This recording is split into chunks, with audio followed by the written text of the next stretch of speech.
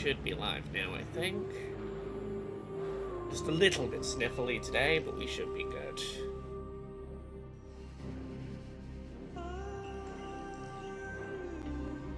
There we go. And then I'm just gonna move pop out chat. Its spot in the layout. I'm gonna hang out here for a minute with our little ghost baby. What are you doing, Lou?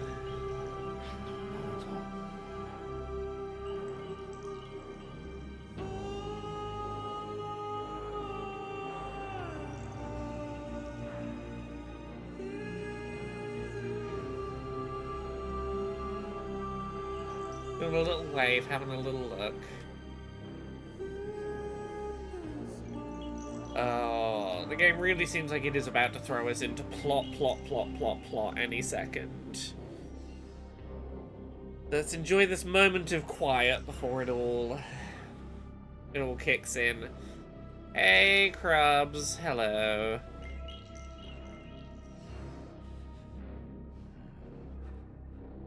What do I need to be doing right now? I'm assuming it's go rest on the Magellan, and things will probably kick off. Watched Superman just now. I'm so happy. I won't be seeing it until Friday, maybe the weekend, but I'm glad that people are enjoying it, and that it seems to be being enjoyed by the kind of people who I politically align with, and pissing off the people I don't, which is a good sign.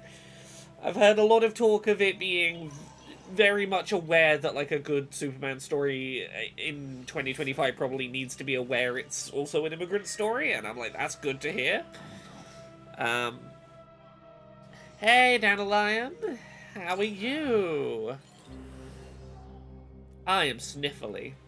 I have just spent 2 days traveling to Brighton for work, doing talks and being at conferences, and I have mildly exhausted myself. I have used up my social battery, and I got home and my body decided, like, it's now time to give you mild illness symptoms, nothing major, but just enough to be like, hello, be aware, your body, it is tired. Oh, this was the Motherhood we were at. And it's covered in snow. Ah.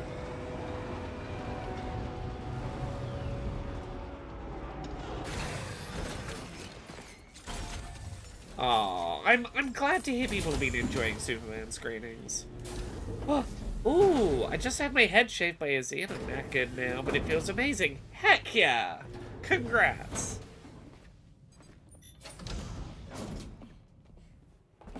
Thank you. I am tired, but I am happy because tomorrow I can get started on a big freelance project, which is good, exciting. No one gave birth to babies. They just stayed inside their mothers' bellies. Well, in our world, babies are born and grow up to be adults. Or at least they're supposed to. It's only natural that Tamara wouldn't understand. After all, she was living in a realm of the dead. I wouldn't expect children to be born into such a place. But Rainy's baby will be born, right? In due time, of course. Isn't that so? I'm sorry. It's okay.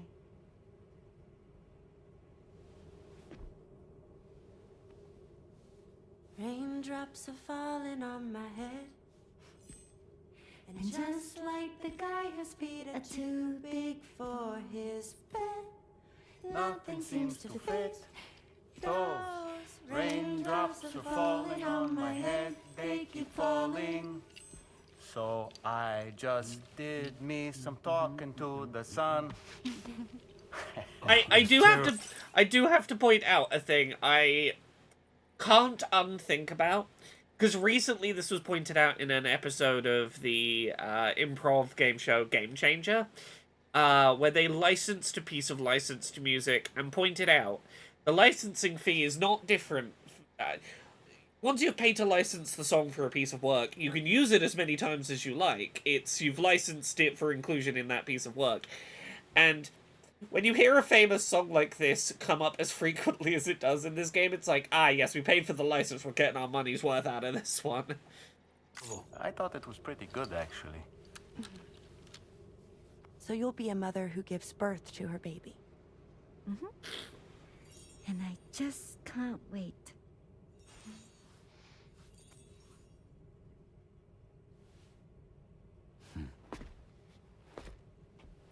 Izzy, I can understand you being knackered too. Talk about terrible, Sam. I've heard dogs with better tones.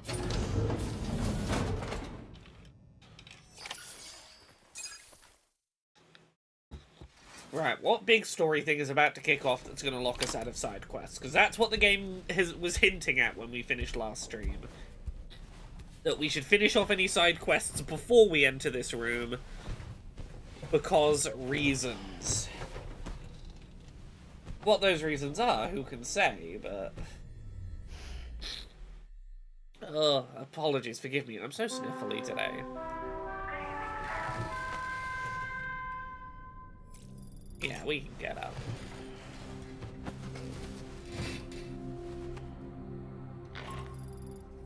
Hi, Sam. Tarman. Hey, Tarman. I'm pleased Rainey's feeling better. And now that that's settled, we're all set to continue linking up the continent. Your next main order requires you to retrieve some intriguing cargo. Oh, intriguing, you say? And for convenience's sake, we've decided to transport you to the mission area in the Magellan. Speaking of the Magellan, I think it's high time this old girl's weaponry got a bit of an upgrade. I've gotten in touch with a researcher based in South Fort Knott for this very purpose. I'll need your help, of course, but the details can wait until we get there. I'm sure you're eager to get underway, but the tar currents nearby have grown unstable. It's going to be a bumpy ride. As a safety precaution, I'd like everyone to assemble on the bridge before departure.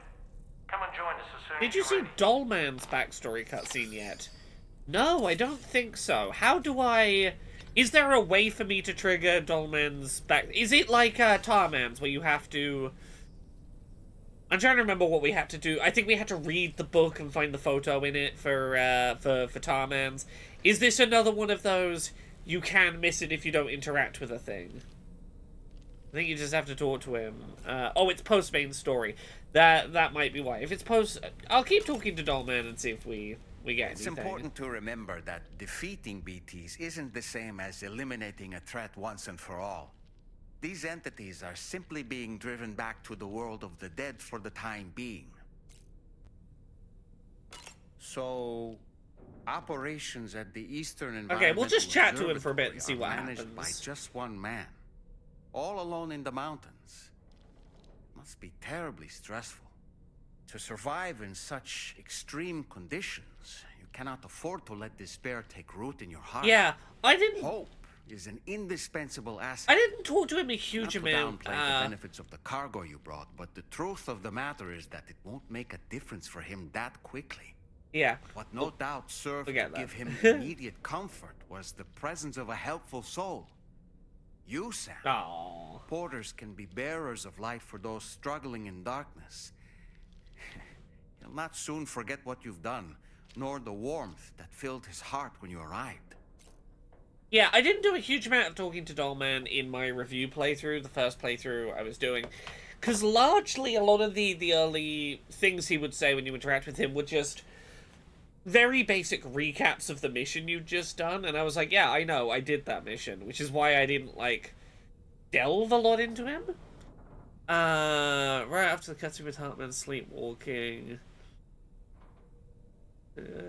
During the puppet chapter. Well, we've just passed that. Last stream on Monday, we saw Hartman sleepwalking. So Apropos of nothing, we'll chat no a matter couple of what times. Misfortune may befall him, that adventure is going to keep. The adventure was exploring pretty the recent, continent. so I yeah, just we'll know it. we'll get in there. Is it the primal calling that compels him to make these journeys?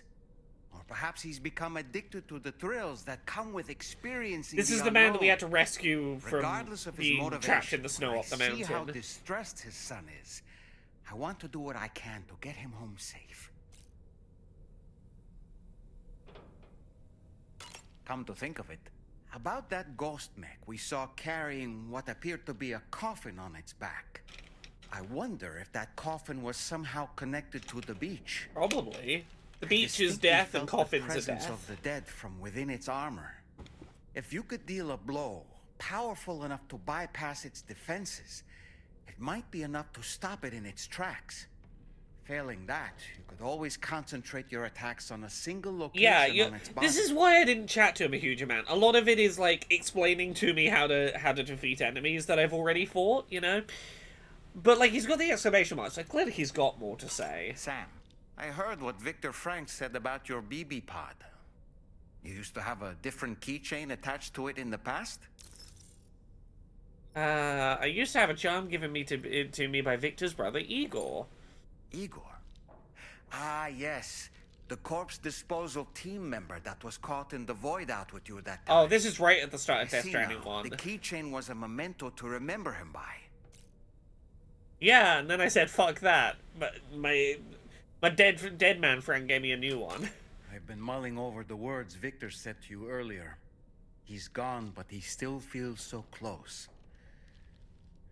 There's a universal truth in that sentiment. The closer we are to people when they're alive, the stronger the bond we forge with them in our hearts. Yeah. No matter how much time passes, I still feel Oh. her presence. My daughters. No doubt you feel the same about Lou. One day, Sam, when you have a moment to spare. Yeah, I'd like this to tell okay. you This about feels my like daughter backstory and chat. the strange Okay, events that changed the Awesome course Wells, of Awesome our Wells. fates. Thank you for pointing me toward this. Apropos of nothing, I saw that you received Oh. EX capture Or grenades not. from the metagenomicist. See, To think that the parasitic I keep thinking that he's about to like spill his backstory, and then he's just like, "Hey, that NPC we spoke to, blah blah blah." chiral microbes you brought her could be repurposed to infect and birth variant BTs in such a manner. Namely, by combining BT crystals with your own DNA to produce BT cores. If this is indeed true, it's a truly incredible Come on, discovery. he's gonna do it. You have I to really test this enjoyed the theory one at for the earliest Tarman. opportunity, Sam. I'm eager to see what happens. Okay. Apropos of nothing. Apropos of you nothing. and Nirvana have a stronger connection. Doll man, I hate to like stop you in the middle of a good flow. Apropos of nothing has to be like, it's a very specific phrase. I don't think you can start 3 stories in a row with apropos of nothing. Like, yeah, sometimes you just start a story for no reason. I realized there must be some reason why he keeps appearing before you in that mysterious realm. Admittedly, while we've only seen a few pieces of the larger puzzle, it may lead to discoveries you might struggle to accept. Maybe. Nevertheless, I commend you for your courage in facing your past head-on thus far. I say this with the utmost sincerity. Come on, tell me about your tragic backstory. Apropos of nothing. Apropos of When you nothing. consume a chronobios, Apropos your of perception nothing. of the world around you dramatically slows down for a brief period. It's not hard to imagine why that'd be beneficial in the middle of a fight. You'd have a much easier time lining up your shots, and you'd see enemy attacks coming long before they had a chance to hit you. Come on, chat. I'm reminded of the Let's difference all in root the for it passage on of the time next one. experienced when we're on the beach. It stands to reason that What he's both gonna do it a 5th phenomena time. might be caused by microbes from the beach and their effects on our bodies when ingested. Okay, chat, cheer with me. Apropos of nothing. Apropos of nothing. Apropos of nothing. Let's go for it. Neil Vine, Aww. a porter employed by Bridges, a man not unlike Like- yourself, it would seem. But why did he appear in that so-called That's Kojima for you. Unpredictable. You can't predict Kojima. Nirvana, or rather, that realm of the dead? And then there's the fact that he clearly spoke Lou's name. If we have another opportunity to visit that mysterious realm, then perhaps we can get some answers. Apropos of nothing. You know, Sam, Ah. I was just thinking. That place we were sent to... He's not the gonna land do of it the anymore dead, now, is he? It strikes me as odd that it was submerged underwater. Ah. And did you see those columns of ice? The ones descending from the surface all the way to the floor? Afterwards, I realized what they reminded me I have of. read the books, so The columns were I've seen reminiscent of a Tarman's one. phenomenon known as brinicles.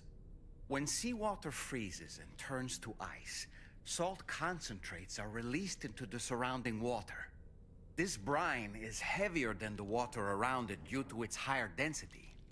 It therefore sinks deeper into the ocean. As it flows towards the ocean floor, its lower temperature results in the formation of I mean, this is ice. pretty cool science As this lesson. process continues, it can produce column-like ice structures. Okay, Any living ice creatures unfortunate stalagmites. enough to become entangled in these can be frozen solid. Oh. Little wonder they're called icicles of death. Okay. He's not going to say it this time. He will not say apropos of nothing. Sam, the times we've encountered Nirvana. There we go. The I see your first game. was amidst flames, and the second was in what seemed to be flood-ravaged ruins. Now, I believe that you were previously transported to a realm not unlike a battlefield. The places we found ourselves in are similar in that they were the sites of disasters. This is just a theory, but it could be the case that what we've seen is a reflection of Neil's mental state. He may have been a first-hand witness to a terrible tragedy which left a lasting mark on him. You're probably right, Dollman, but also that's a wild amount of extrapolation to make on a man that you thought he was talking about the place Nirvana rather than telling you his name was Neil Varna. Like, your assessments of the man have not been the most accurate, but, you know. Ah, yes. When I saw that coffin, I was reminded of a rather unorthodox type of psychotherapy. The patient lies down inside a coffin, which is then closed, plunging them into darkness. Is this a real thing? Being subjected to this simulated experience of being laid to rest. Is he just they may talking about find a sensory measure of deprivation peace and tanks? comfort. If you spot a coffin that seems suitable for this, why not climb inside and see what happens? Hey, if you see, like, a cool-looking coffin, why not just have a nap in it? See if it's good for your mental health. Apropos of nothing, each time we take the DHV Magellan into the currents, the level of tar pollution on board increases. Oh. Which is why everyone has to pitch in to clean the ship after every trip. In spite of that, we still find ourselves stymied by nasty blockages like this one. Tarman broke 3 mops attempting to dislodge a particularly stubborn wad before throwing up his hands in despair. Although he failed in that epic struggle, I can only respect his dedication. Orson Welles, with this cutscene where we find out Dollman's backstory, by any chance does it involve us going up to the bridge and having a conversation on the bridge about Dollman's backstory, or is it down here? Because I'm wondering if the fact that, like, we've been called up to the bridge to have a meeting about, like, going through the tar currents is in any way preventing this the Dollman cutscene from happening. Come to think of it, the doctor's talents were a sight to behold. A psychic midwife. I've never had the opportunity to watch one at work before. How many children has she held in those hands of hers, I wonder? I expect she knows a great deal about BB units as well. It's on the bridge, is it? If it's on the bridge, that's probably why this cutscene isn't triggering. Apparently, we're far enough in the game that it can happen. According to Orson Welles, it happened after a cutscene that we've already seen. Ah, yes. I spoke with Rainey earlier. We'll try a couple She more tells times, me see if we get Tomorrow's anywhere. making excellent progress with her studies. Before we left to see the Motherhood, she was tackling and solving relatively elementary problems. But it seems she's since progressed to intermediate and higher level ones. At this rate, she might well surpass our own capabilities before long. Heck yeah, tomorrow. To learn is to grow, and to watch her grow so quickly has been a delight. Maracas, I sure am aware of the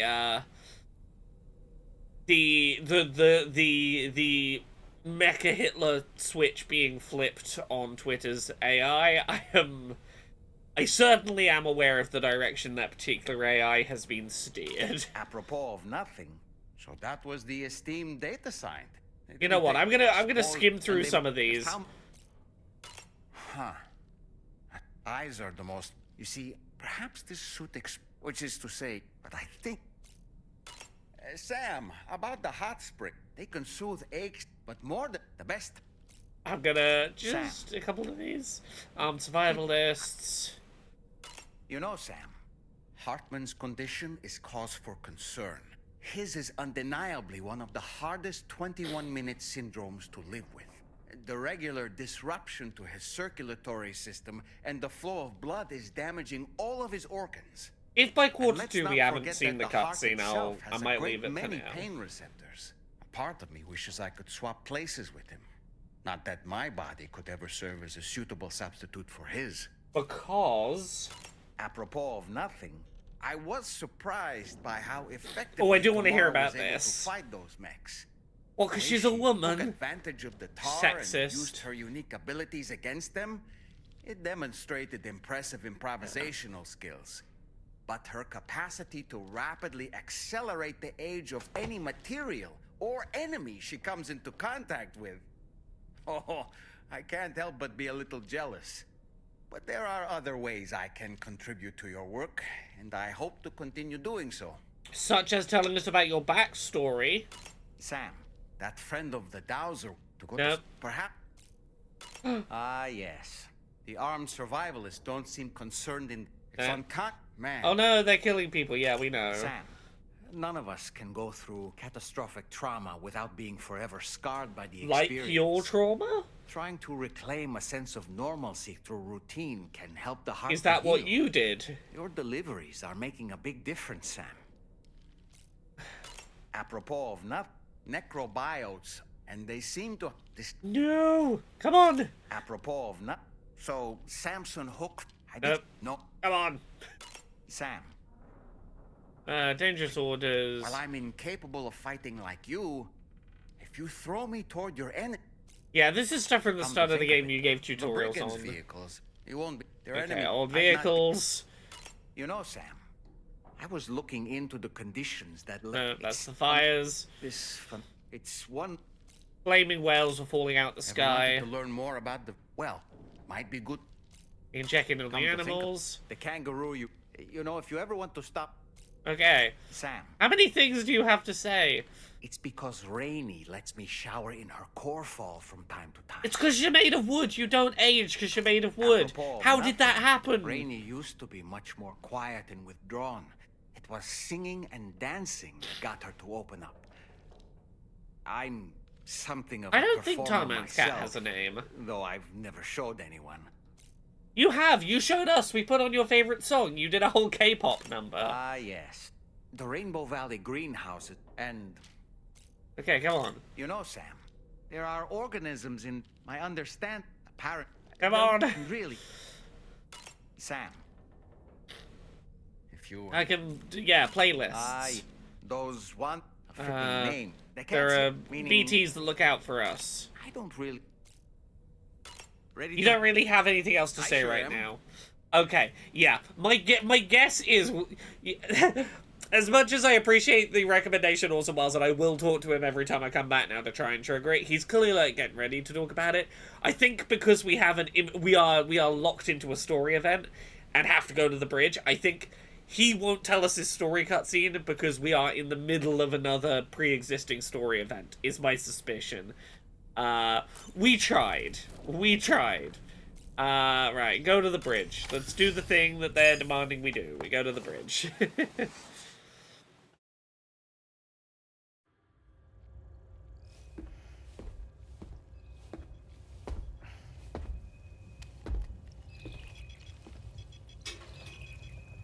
Just a little more work, and we'll have linked up the whole continent.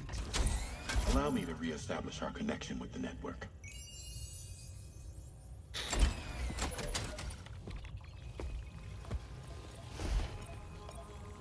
And we're off.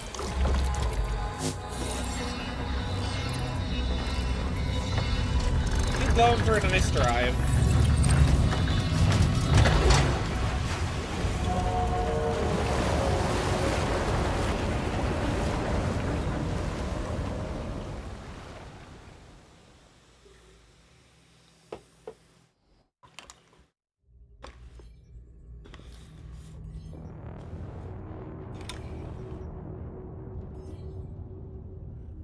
Yeah, the steering wheel for this vehicle is the driver's hand is lost in the interdimensional goop.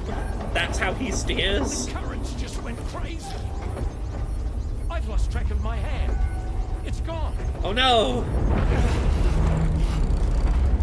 Are we caught in a surge? I don't know. There shouldn't be any other currents in our vicinity. Where'd your hand go, sir? Unidentified object approaching. Everyone brace for impact. Is it your hand? Is that the object? What's wrong? The rudder's unresponsive. I think something's dragging us. The connection to my hand has been severed somehow. Right now, I'm flying blind. Dolman, do you sense anything? No, it's not a BT. Well, something's still pulling us down. Much deeper and the ship's hull won't be able to handle the pressure. Evasive action.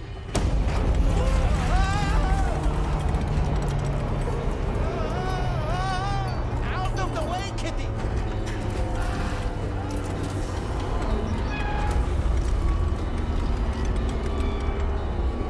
It's no good. Can't break. Oh, Panda Bibble, we're trying to get backstory on the man who is a wooden puppet. Rapid ascent. Now! Too risky. We have no idea where we're going to surface. He's a ghost inhabiting a wooden puppet. We're trying to get story about why. Ooh.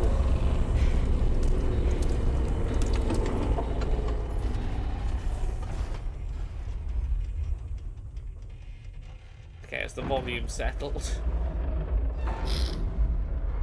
He's Doll Man. He's a man trapped in a doll. Open blast shields. Kojima.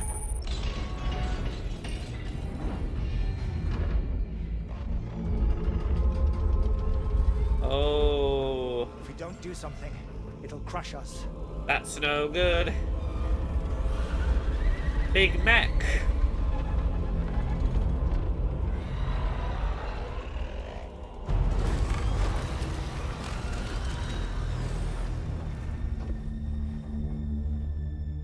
I guess I'm gonna have to go outside and shoot the Big Mac.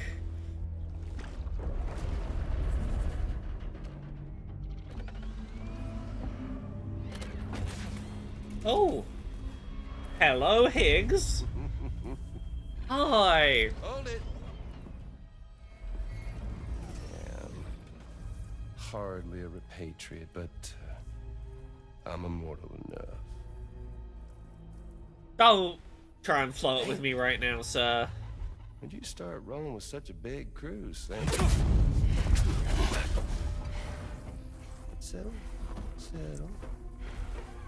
Don't make me electric guitar her head off. You want me to blow her head off?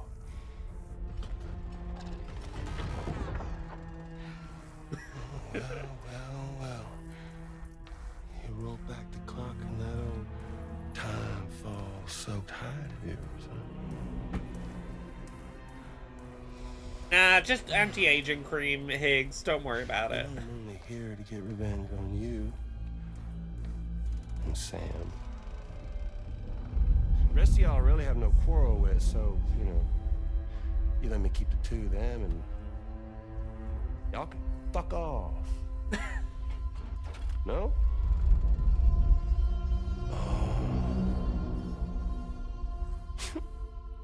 All wanna die together. Except for the fact that Sam's a repatriate, so can't really share in your sad fate. But before I pop him, he gets to watch me kill all y'all. I do think this is one of Troy Baker's better performances.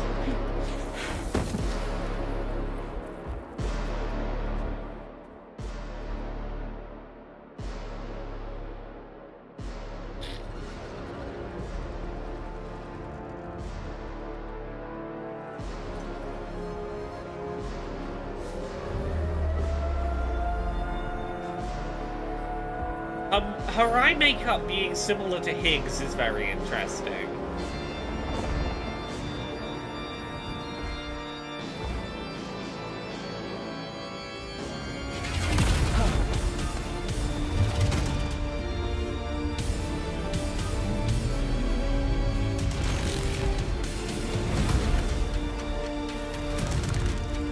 I fucking love Tomorrow.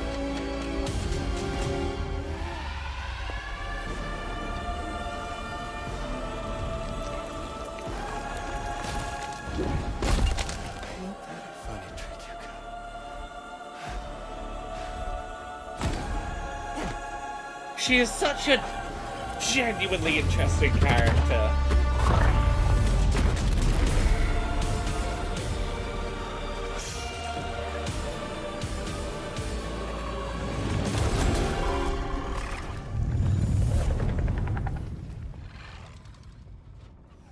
Hello, everyone.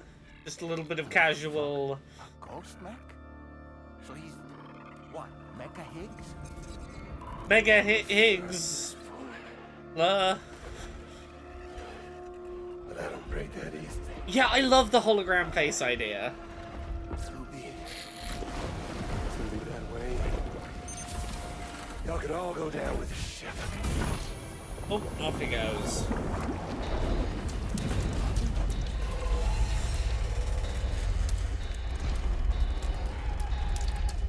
It's all up to you, Sam. No time to waste. Let's head out, Sam. Okay, I'll fight the big mecha squid. Okay. You're our only hope of freeing the ship from its grasp. If you can get it to let go and draw it away from us, we should be able to provide fire support. We're counting on you, Sam. Okay, do I have guns right now? What do I have in the way of guns? Cargo management. What are these ones? These ones are... Ignore those. I have a couple of assault rifles and a shotgun. Let's fabricate at least one grenade launcher as well.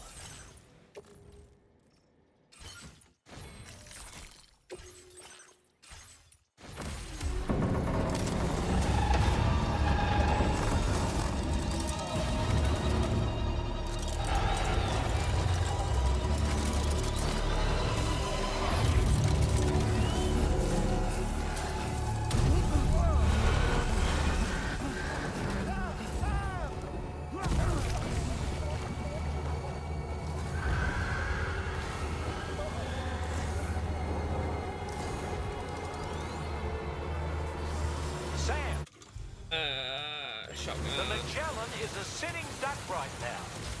Head out and engage the enemy so we can get some breathing room here.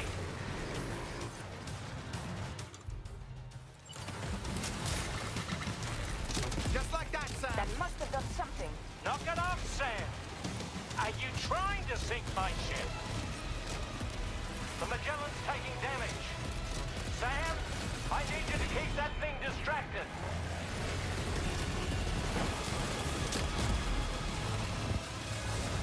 Okay, unload that.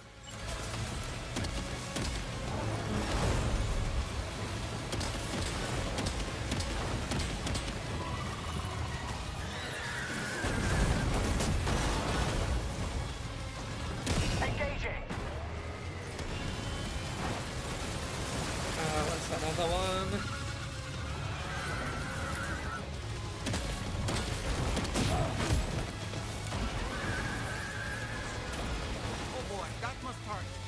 Bloody hell.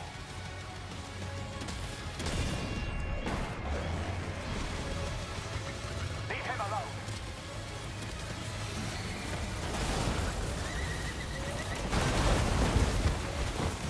Oh, there's that one.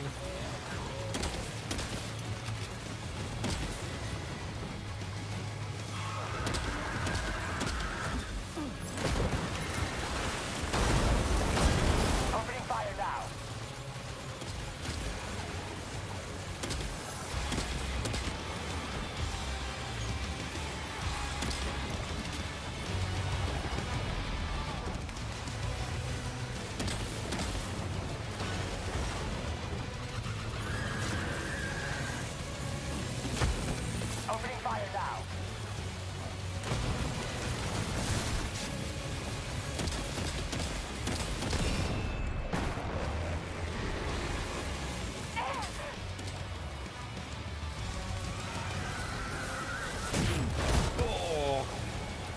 Okay, bit of a hit, but we're okay, we're okay.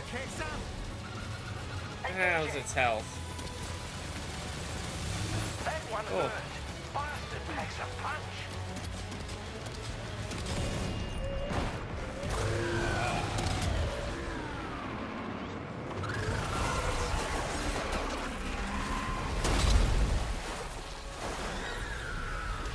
Ah, thank God for all the shoot me lights, exactly.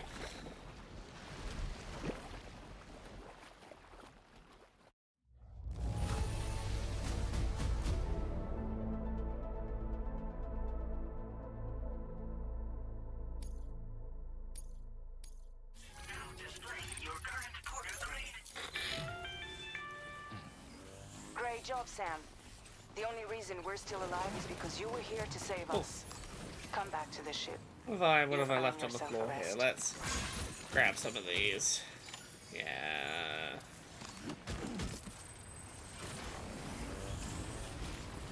I've earned myself a rest. Have I earned myself Dollman's story content? Have I earned that? Private room.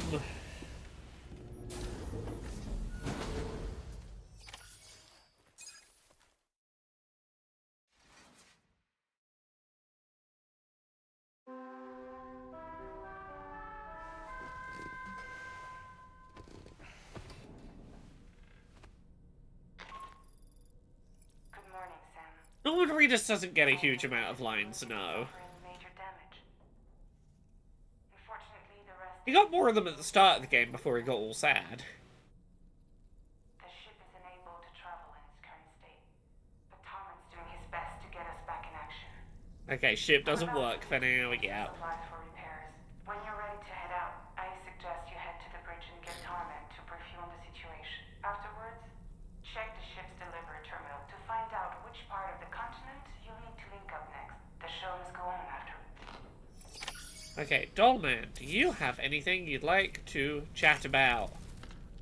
The entire crew is working hard to get the ship in working order. Do you have backstory So for me? let's follow their lead and do what we have to do. I don't really have anything else to say right now. All right, Sam. What do you say we head out and get to... Okay, fine. I'll take the hint.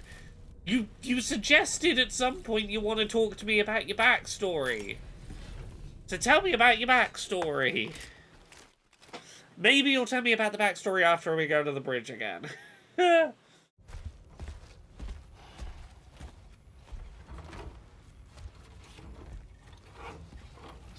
how's everything looking? We'll be able to repair the plating and the propulsion system using chiral printed parts. Fragile's team will pick up any additional materials that are necessary. The nav console I use to read the tar currents isn't broken. I just need a little more time to restore the connection with my hand. Oh, don't worry, we'll get more apropos of nothing. I'll just do plot until Dollman will give me his plot. I guess I'll do main story for now. Came to visit me in my room. Oh, thank you. Oh, I see you're holding hands now, eh? Hands allow us to connect. Form bonds. I've heard of writers that use subtext and they are cowards. You think you'll ever find your missing hand?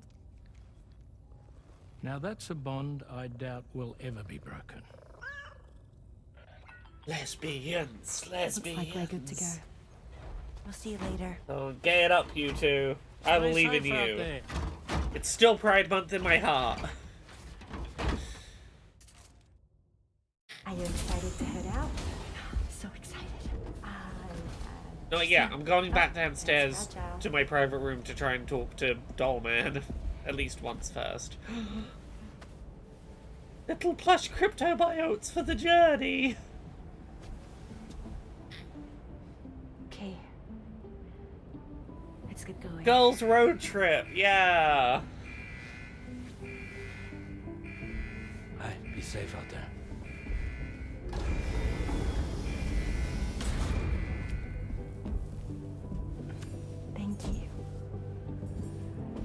Yeah, basically little plush tardigrades. They're adorable. Unless you run into trouble on the way. We'll be fine. Remember, you're talking to the former head of Fragile Express. Yeah, we are. Look at Kojima writing some competent women. You two be alright?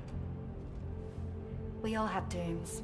No need to worry about us. Some women that don't just breathe And through their we're tougher skin. than you too. Right. They are. So watch yourself out there. Tomorrow is demonstratably a better fighter than Sam. Take care of each other. A million times over. Bye.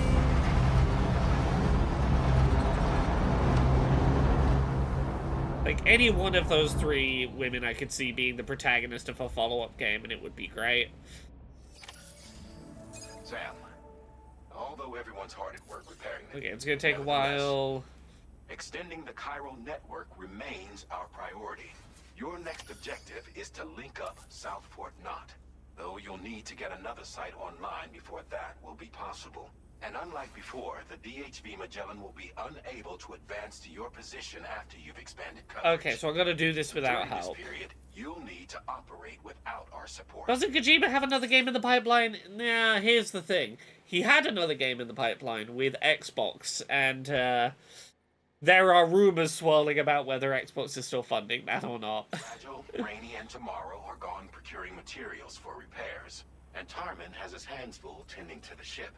He'd also like to improve the ship's arsenal as a precautionary measure, and bringing South Fort Knot into the chiral network will be necessary to do that. I say this to reassure you that the whole team is committed to getting the ship back up and running. It's just going to take us a little while. For now, head to the Phantom Smith's shelter and put him on the grid. The associated main order can be accessed via this delivery terminal. Okay, so... we will do that. Like, literally any time now. But I am going to go to my private room just for a second on the off chance that Dollman... now that we're out of being in the cutscenes. Dollman. You don't have the exclamation mark, do Sam. you? What do you say we head up? Okay, fine. I'll talk to you later. I've done more of the plot when you feel up to telling me about your story. Fine. Fine. Have it your way.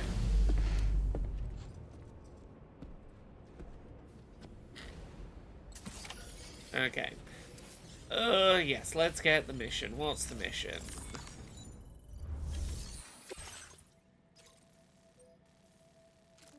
Okay, Phantom Smith. Okay, retrieve his stranded cargo. Okay. I need to go from here. Where are we heading to first? We're heading to here, so if I head, like... here...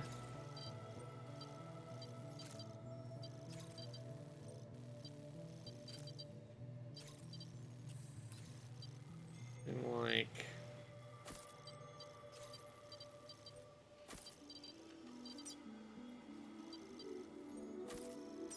do my best to get to here. And then we need to get...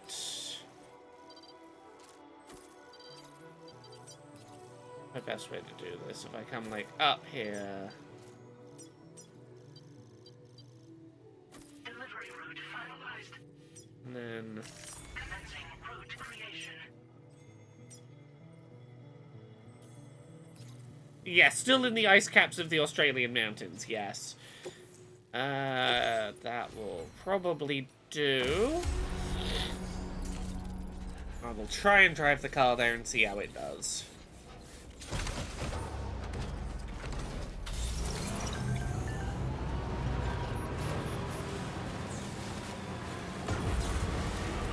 Right, off we go on a nice evening drive.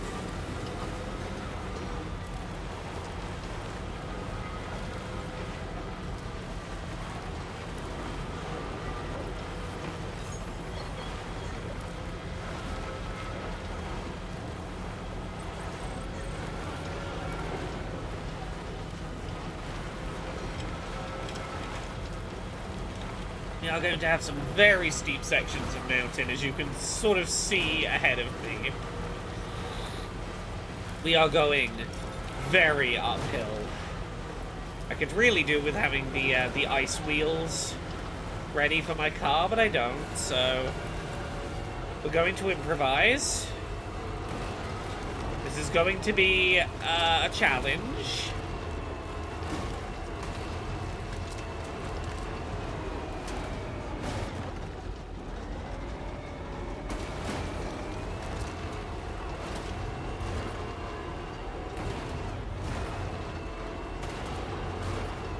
You joke about using the Marco's jump jets. We're kind of doing that. Okay. Can I safely... Okay, I see some snow here, so... we can... Go into the snow. Nearly as steep as the ramp to my flat. That doesn't sound like a regulation steepness. I'm shocked and horrid to hear a ramp not being at acceptable angles. That never happens.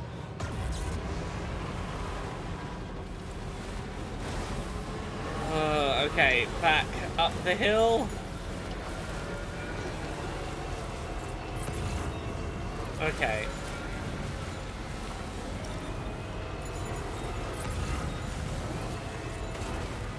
Okay, that is not going to happen. Oh. Okay. I'm going to need to slightly...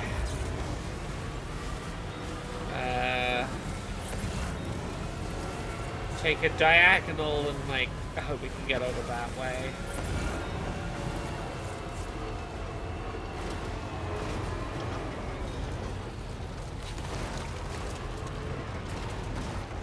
Ah, a non-regulation ramp to get to the regulation ramp. Ah, yes.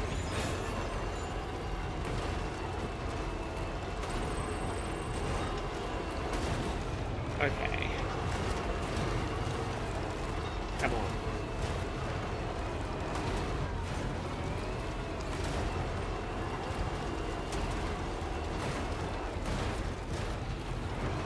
Okay, let's try left.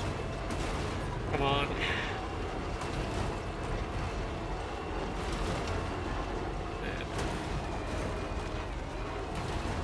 Come on. We're gonna get dislodged. And it's gonna be great.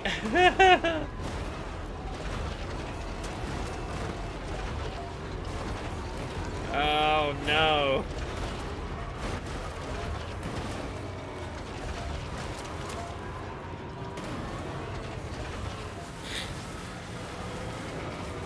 Okay, let's...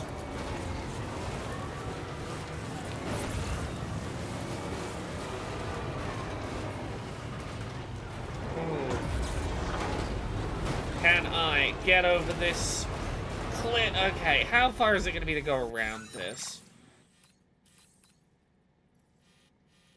Fine, I'll go around it. Fine game, I'll go around your cliff.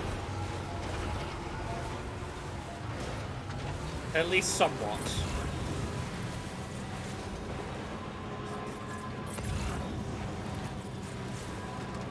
Can I... No. I'm going to need to build a generator somewhere along this drive because I've used up too much of my battery trying to shortcut and jump over this.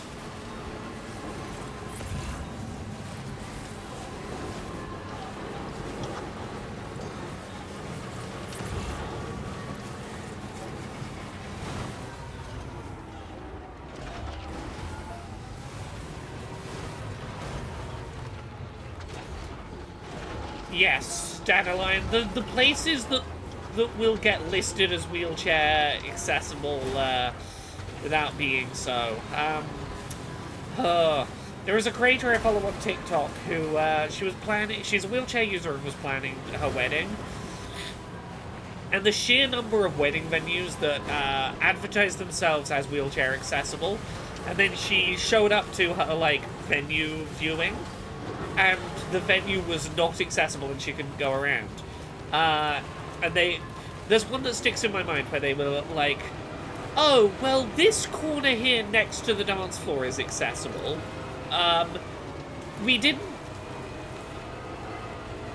We assumed that, like, it wasn't the bride or anyone that was going to be a wheelchair user. We thought it was going to be, like, your gran or something. So it wouldn't be a problem if the only bit she could access was the corner over here. We didn't know it was going to, like, be the bride and she'd have to, like, she'd want to go everywhere in the venue. It's like, we consider ourselves wheelchair accessible because you can stick Granny in a corner. You can stick Granny in a corner. Oh, people want to actually access, like, the whole thing. Well, no. Yeah, it's... Alright. Oh, fuck, I don't have any generators with me. Uh-oh, when I went to get that man off the mountain, I didn't bring any fucking... I had to drop some of my stuff to carry him, and that included the generators. Oh, no. Oh, no. This is bad. I don't think my vehicle has the battery for this journey.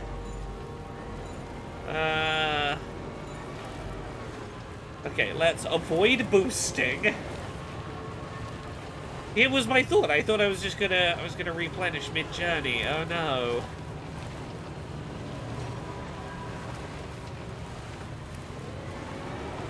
And we're too far up the mountains. We're not gonna get solar charging.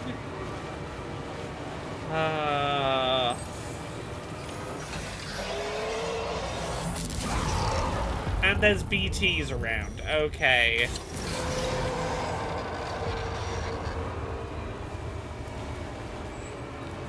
How wonderful for me. Okay. Well. Let's start by looking for these missing bits of material. Oh! Please! Please have some stuff in here. Have a PCC, please.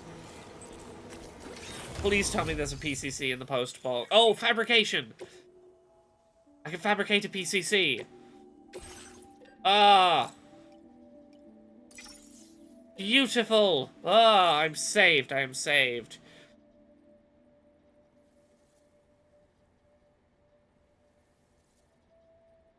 Bellabean says, if this is your second playthrough, Laura, have you changed your mind on the game at all from your first playthrough? If anything, my opinion has improved by not rushing through the game and taking my time more and spending more time engaging with the online elements and just futzing about making infrastructure. I only really had one negative with my first playthrough of the game, and I've yet to get to that point in this second playthrough, so I don't know whether I will feel more annoyed at the thing that annoys me or less annoyed by it on this second playthrough. It's tough to know. Right now, I don't know whether I feel better or worse about the thing I have the strongest opinions in this game about. I'll take some free Chiral Crystals, why not? Okay.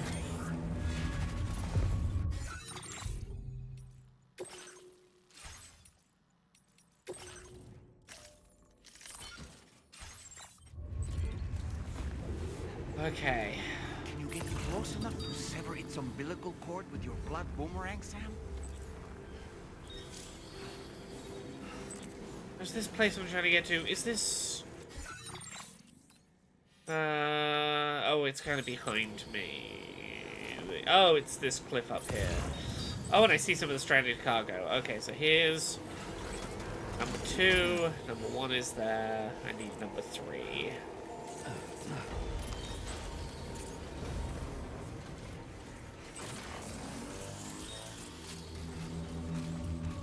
Okay, I found the stuff, okay. For the most part. Come on, where's number 3? There it is. Heath Steven says, I know you don't care, but looking forward to Tony Hawk's Pro Skater 3 and 4. I don't know why you assume I don't care. I enjoyed Tony Hawk's Pro Skater 1 and 2. The only thing I really know about 3 and 4 is that, like, the soundtrack that made those games what they were, apparently a lot of that music hasn't made it back for the remaster. They haven't relicensed a lot of the music, which kind of sucks, but that's about as much as I know.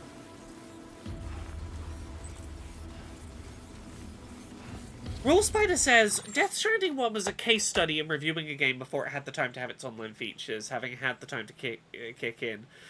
Which you not being able to give it a fair review, because so much of the game mechanics were about others building things for you. So, Rule Spider, I can't speak for Death Stranding 1, because I didn't have that game ahead of release. I don't know what the situation there was. I can tell you for Death Stranding 2, there was about 2 weeks that I had the game before release. The first one of those weeks, the online services were active, so I was able to engage with the online things with other reviewers. The second week, the online services were off. Then release happened, and suddenly everyone was playing. So I did get a degree of time with the online stuff before the reviews went up, at least. One sec.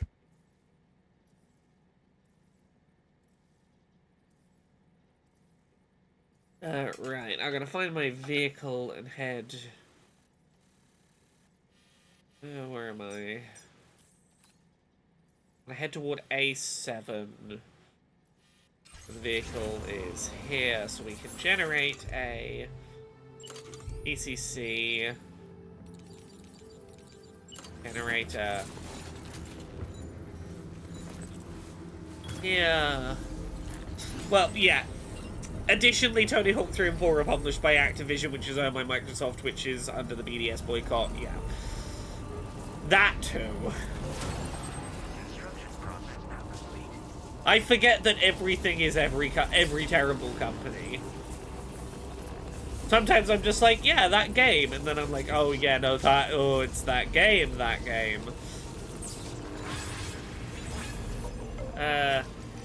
Can I upgrade this to a level 2? Yeah, that's easy enough. If I can get that 30% overcharge.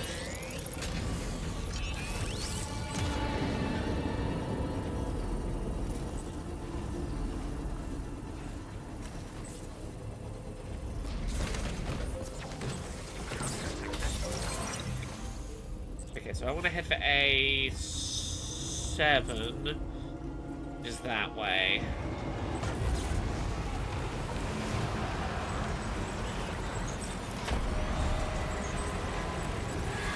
Oh, I forgot this was the BT direction. Oh. Run. Okay, where are the BTs? Oh, there's one. Oh, there's one. I'm trying not to run over the ghosts. Trust me, I'm trying.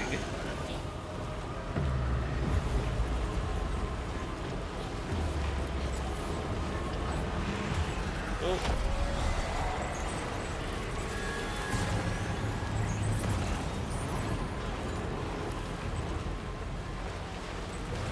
Okay, are we past the worst of the ghosts?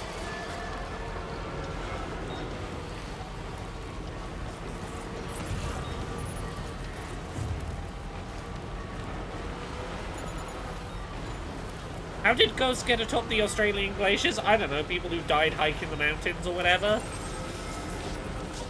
Probably floated here. Or walked and then died and then stayed here. Maybe it's an easier walk in the astral realm.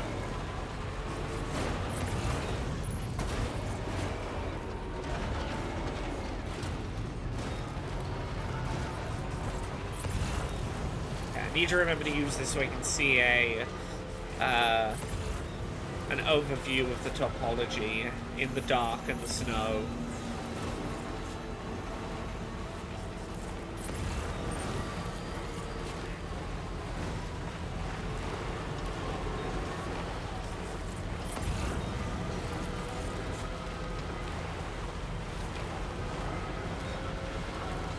now, I'm currently in the midst of probably setting myself up for disappointment, but letting myself do it anyway because, you know, I've got to have something to believe in. Convincing myself that there are signs that we're imminently about to get new My Chemical Romance music any day now, which I've been saying for like 4 or 5 years at this point, but it's definitely for realsies happening this time. The short version, NCR are doing a reunion. They're doing a tour that has been billed as a, hey, we're gonna come back around and play one of our classic albums, The Black Parade. But they're doing a bunch of very unusual story building for this album tour, and I am allowing myself to foolishly believe that it's because they're teasing new music. Sam, your cargo's at its breaking point. Okay, let me roll. Can I roll back to an autosave? I'm fucking up my cargo. When do I have autosaves? We're at 24 now, that's 6 minutes ago.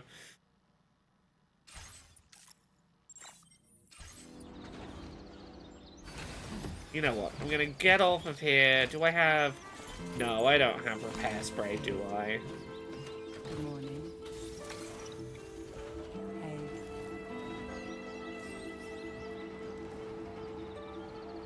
I reverse backwards up this. I might have to go back that 6 minutes just to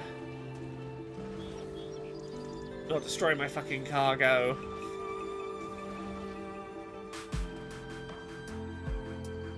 Okay, I'm going back that 6 minutes. But while I redo that 6 minutes, yeah, I can tell you my conspiracy theories about MCR definitely having new music. So, where am I? Okay, I have the things. I'm gonna get to my vehicle. I'm afraid you dropped some cargo.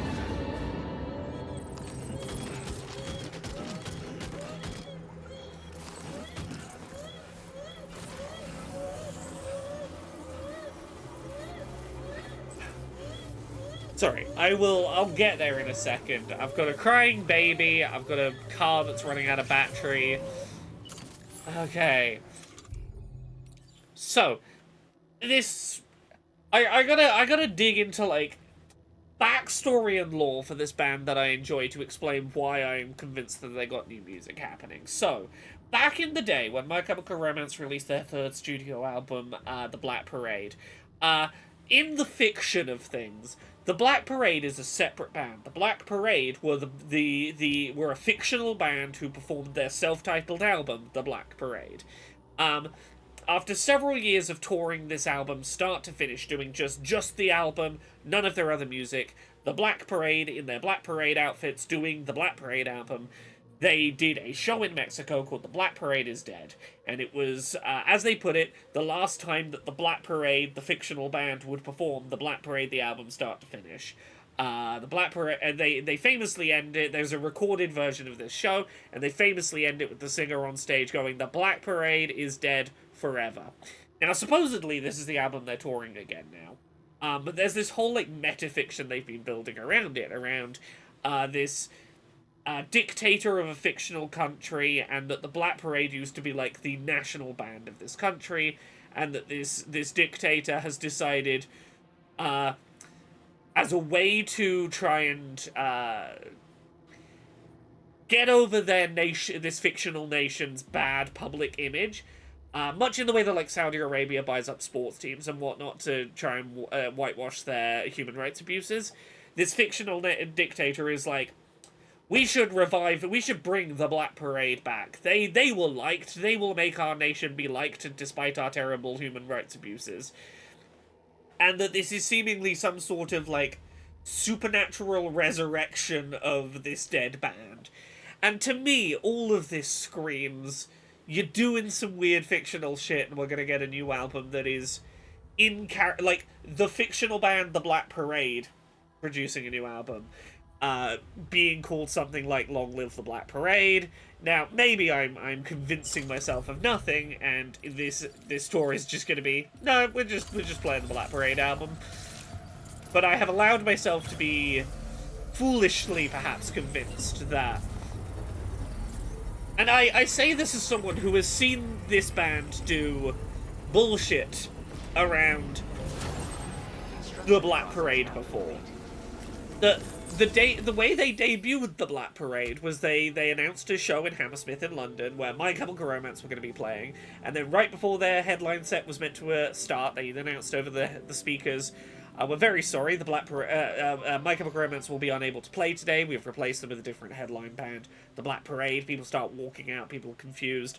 Ah, shit, it is My Chemical Romance. They're just doing something weird. Oh, fuck, they're playing a whole new album without any warning. They've done shit like this before, and I'm like, I want to believe my little conspiracy theories that new music is imminent. For my silly little reasons.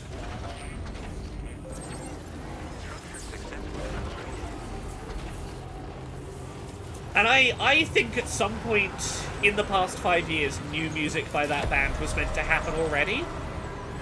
And I have what I think is a pretty compelling reason for believing that. And that is, I talked about this the other day on stream. There is a leaked My Chemical Romance song. Fuck. Fuck, this is, oh no. Okay, I gotta fight a fucking demon now. Oh, is my car still there? No. You know what, fuck it, I'm reloading. I'm reloading, I'm doing this again, I'm avoiding this shit. So, I talked about this before. There was a leaked My Chemical Romance song called Witch that is like verified. I talked about this the other day. It's verified to be a real track. It's not AI generated or anything, because when people uploaded it to YouTube, instantly Warner Music flagged it as their copyright, which is like, okay, yeah, shit, that's a real track, huh? This leaked MCR song that got out there. I didn't talk about the other reason we know that The Witch is a real My Chemical Romance song, which is back in 2020, when My Chemical Romance were last touring, when they released like one song and did a reunion tour back in 2020. One of the teaser videos for that tour was like 15 seconds long, and it had this bit of music. Like, several years later, The Witch leaks, and people notice that 15-second trailer from 2020 was the opening bar, like the opening 15 seconds of The Witch, which suggests that at some point around the time they were going to do their 2020 tour, there were plans for them to officially release The Witch as a track, which might explain why it was in Warner Brothers' like catalog of music already when it leaked. Which, yeah. No. I have to remember, I still need to charge the car. We haven't done that yet. I'm gonna manually save once I charge the car this time.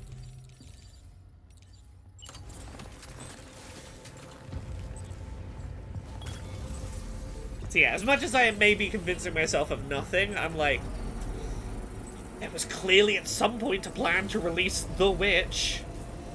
Go on, give us the studio version of The Witch, because then I can, like, actually listen to it without, like, you know, feeling bad for listening to leaked material.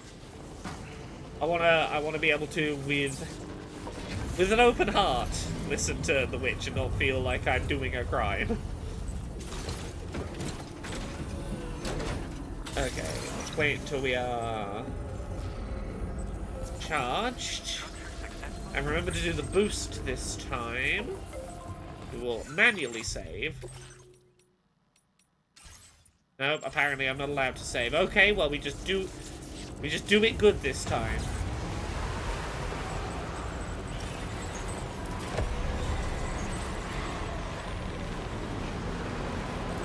I pay attention to the BTs.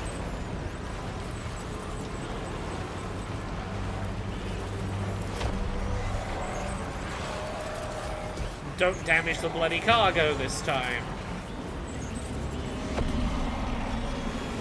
Oh.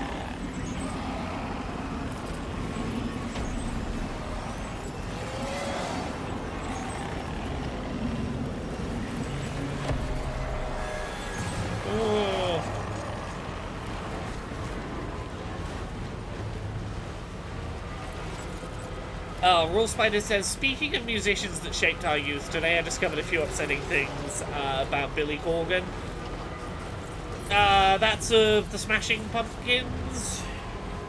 Yeah, what is there to know about Billy Corgan? I'm not a big Smashing Pumpkins person. I'm aware of them. And I'm just like, can't I have one musician of my teenage years that I have to give the side eye to? Yeah. It is regrettable how many pieces of media that I love I have to have feelings about. Here we go. Only like a 15-minute delay. We're back up this hill.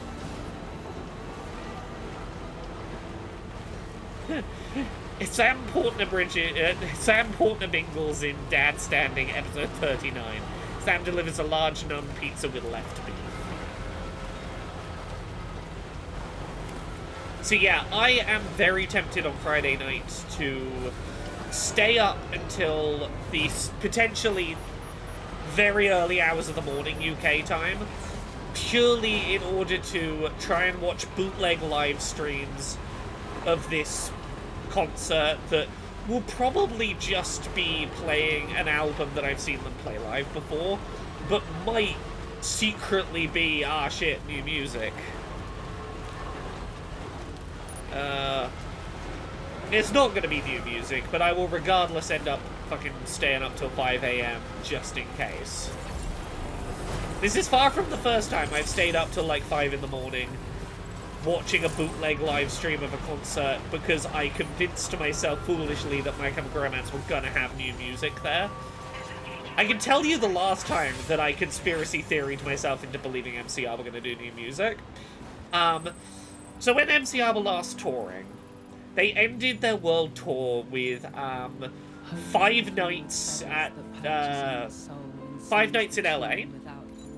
I'm gonna mute this beautiful silent spoken poem, but just because it's talking and my brain's not gonna do well with that. Yeah, they ended their last tour with 5 nights at this one stadium in LA, and what became apparent by the first or second night was, night 1, they mostly played music from their first album. They played most of their first album and very few other songs. Night 2, they played most of their second album and very few things that weren't on their second album. And people started to put the pieces together. Night 3, mostly their third album, very little that wasn't on the third album. Night 4, their fourth album, very little that wasn't on the fourth album. And everyone's going, wait, there's a 5th night at this venue? The fuck are they gonna play on the 5th night? 5th album? 5th album? Are we getting a 5th album? Is tonight gonna be the 5th album? And no, there was no 5th album. The 5th night was, B-sides, weird rare pieces, stuff off of the Conventional Weapons collection, tracks that didn't neatly fit into the first 4 albums, but were still tracks of theirs that were worth hearing.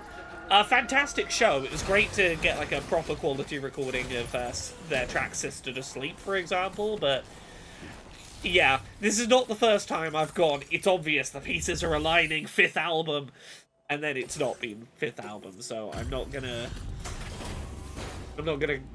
fool myself.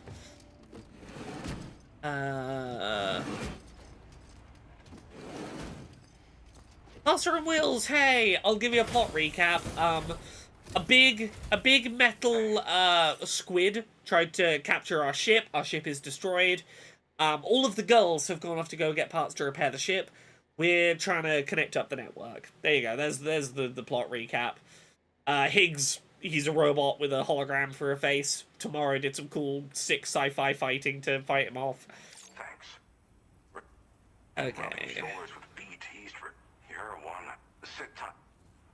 How many more spots do I have to connect on this route? I kind of want to connect up South Fort Knox tonight.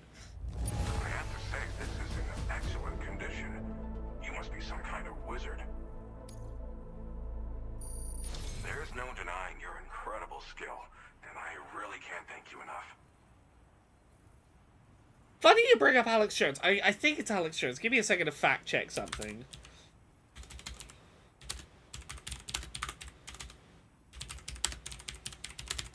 I believe that this fact is correct.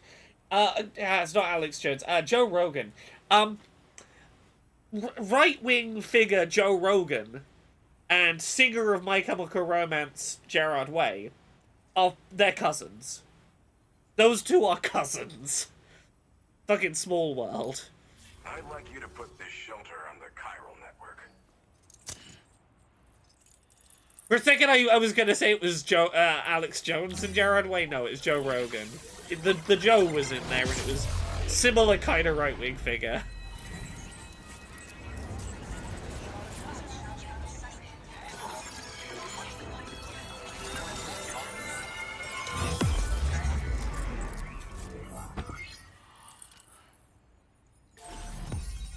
Okay. Ooh. It might literally be the next stop on the road is where we're going. I don't think there's another place in between. Ooh. Oh, we are cracking on through that narrative. We can now make chiral shot cannons. We got some new music. And now I'm finally online. Accordingly, I was able to analyze the cargo you just dropped off.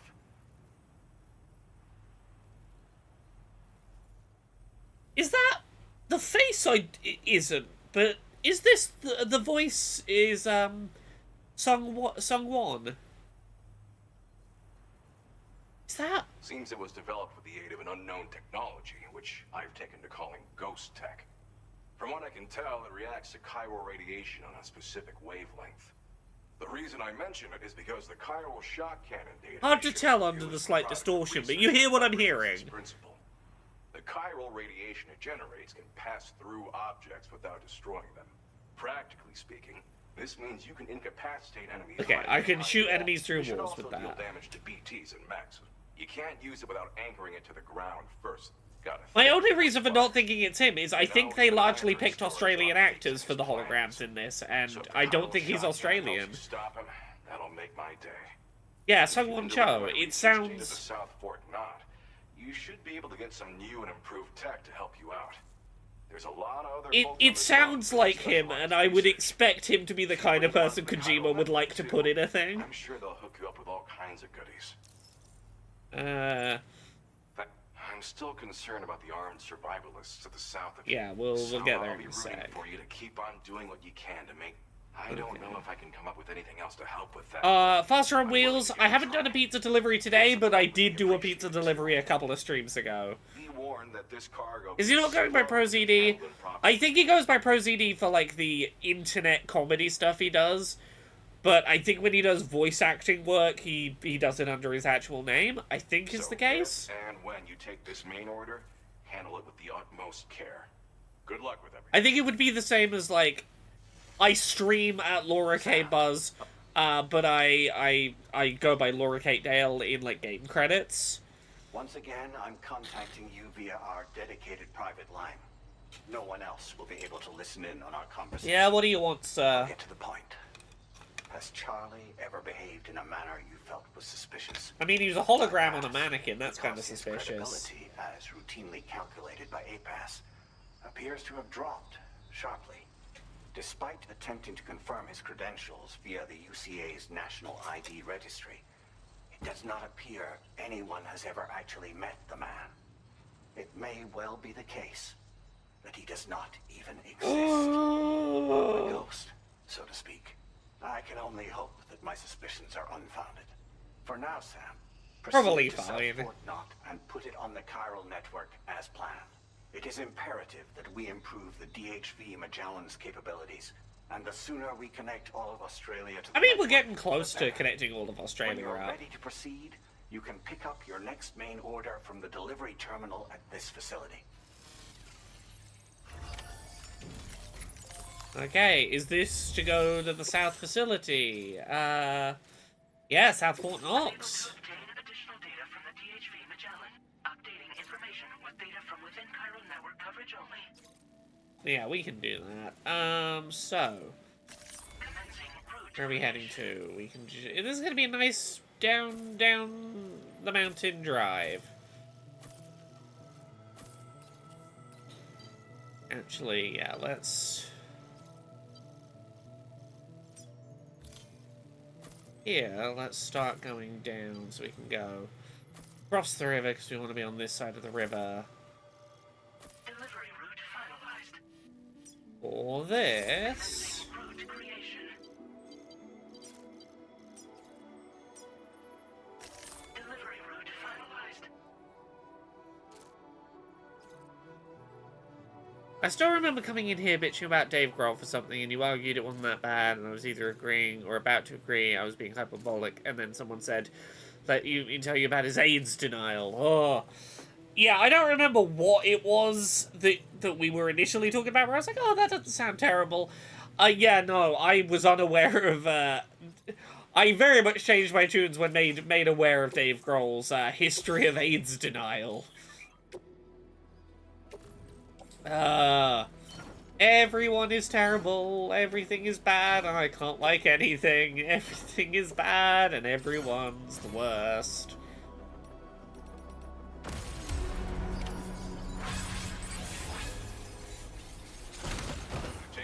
Yeah, I don't remember what the original thing is. I can tell you I wasn't downplaying the AIDS denial.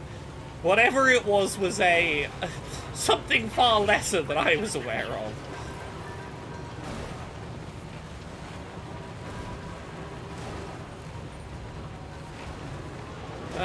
Right, where are we heading?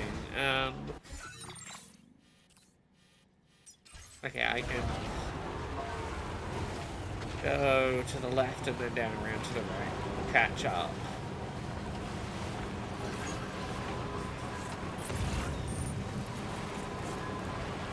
And there is the track.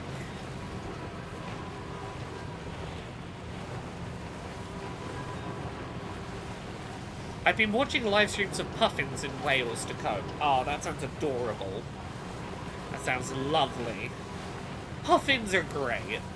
I have to tell everyone my favorite puffin story. I love this story very much. Some of you will probably know this.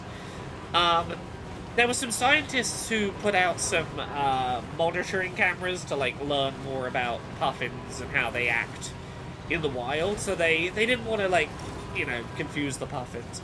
So they like made little like fake puffins to hide their cameras in so that like it wouldn't be distressing, so they could get footage of how puffins act. And they started noticing that all the puffins they were filming were standing on one leg. This is not like a behavior they'd noticed puffins doing previously, and they were like, oh, why are these puffins standing on one leg? This is very strange. And it turns out the little fake puffin that the camera was in was on a single metal strut, and the puffins has interpreted this as a puffin standing on one leg. And all of the puffins went, don't know why we're doing it, but if our friend here is standing on one leg, I want to fit in, I want to mimic your behavior, I want to be friends. I guess I'll one leg too. And it quickly spread, and all the puffins started standing on one leg because they wanted to be like their new puffin friend. Yeah, let's try and make this one-legged guy less uncomfortable.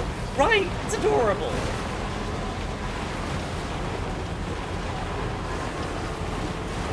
Top-notch solidarity, just not questioning it. I guess we're doing one leg now.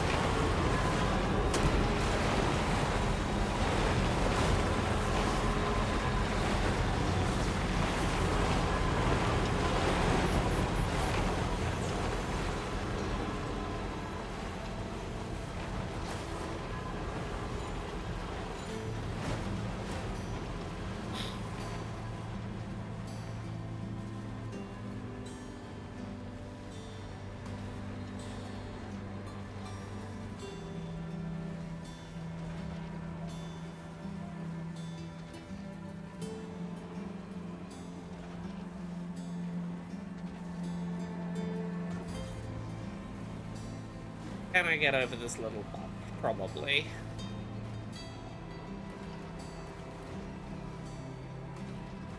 Yeah, there we go. Okay, yeah, then we're gonna get over the river, that's it.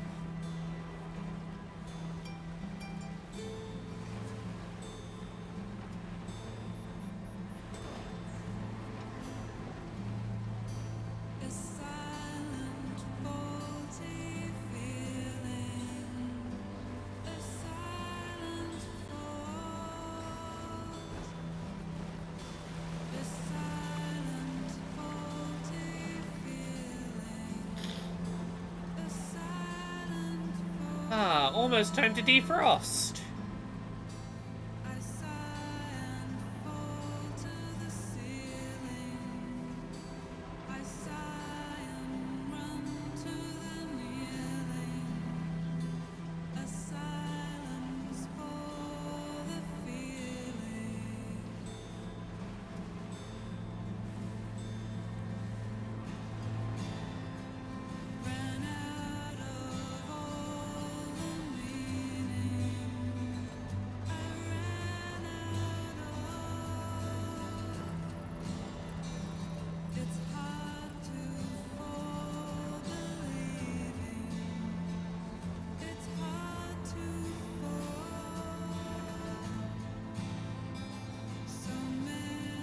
Yeah, sudden music. Occasionally as we're approaching a new destination, the game will just decide music.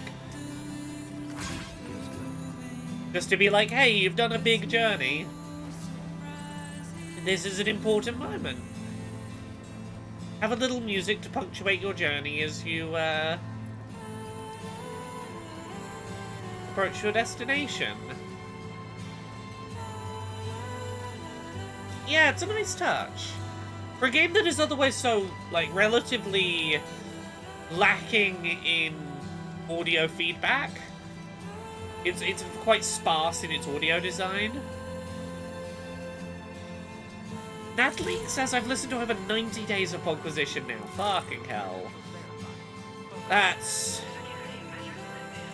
It amazes me still how large an amount of that show exists. How many hours of my life I have put onto the internet.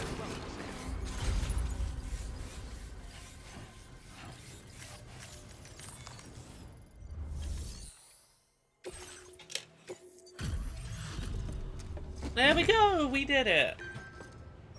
Have all your materials. Well, hazardous materials notwithstanding, I see you got here in a timely fashion. At one moment, while I confirm the cargo's condition.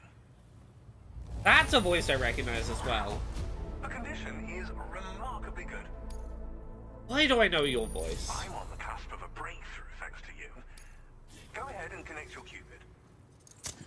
Will seeing your face make that any more recognizable?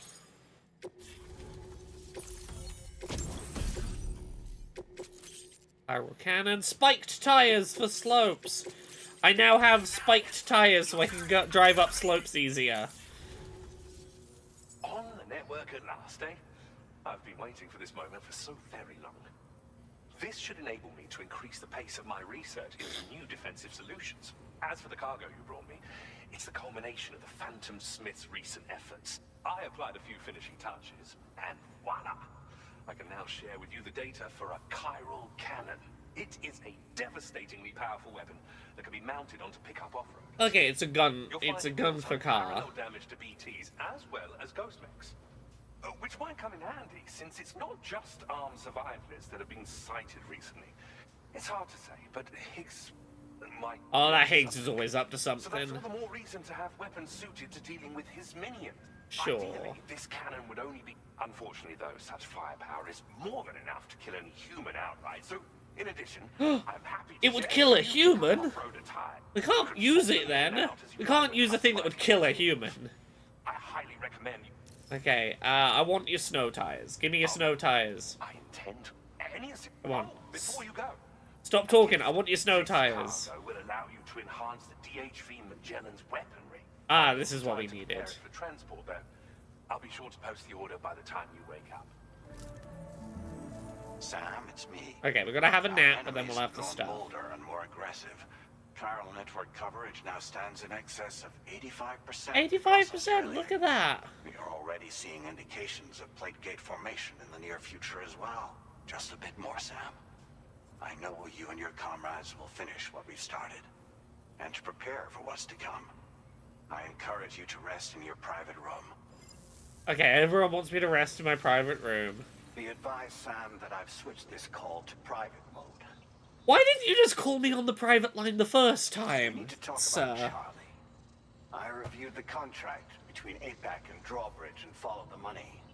By doing so, I was able to confirm that funding for Drawbridge was provided by none other than Bridges. Though they used intermediaries to obfuscate the transactions, Bridget is undoubtedly the source of your patron's funds. In other words, Drawbridge cannot be considered as an independent civilian organization. Okay, so despite all of the bullshit, this is the American government internet, and this is maybe a little bit colonialism. Maybe it's a little bit colonialism. Should these details come to light, your attempts to integrate Mexico and Australia into the chiral network could be misconstrued as an expansionist effort. Colonialism. When I tasked Drawbridge with these missions, it was under the assumption that it was a non-government operation. But I, APAC, and you yourselves may have all been deceived. I will continue to pursue this investigation for now. Okay, you want me to go rest in my private room? I heard. I got it. I'll do it.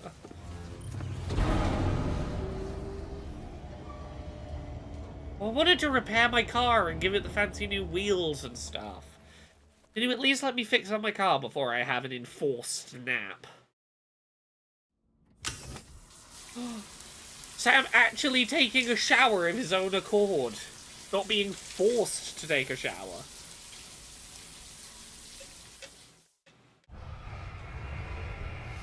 The opposite of the usual problem, where he refuses to take one. Why do they also specify that the room is private specifically? Just so that, like, hey, I have a room, it's just yours, don't worry. You've got some privacy. I've got a special room just for you. Oh. Administering shock. Stand clear.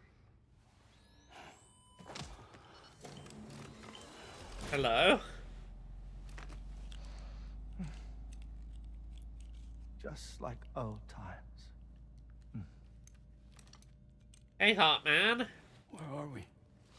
Why are you in my bedroom? Why is my bedroom your office? This place does wonders for my mood. The repairs to the DHV Magellan are still ongoing, so I thought to return here and see if I couldn't make progress with our Lou investigation. Learn anything new? Well, at the Motherhood's facility, we managed to confirm that Lou's original serial number was none other than BB00. And this is what I found when I attempted to search for associated records. This is like me extrapolating, but this is my headcanon. I know that some of the other people on the DHV Magellan don't have private rooms. They share rooms. Some of them are like bunks and communal areas.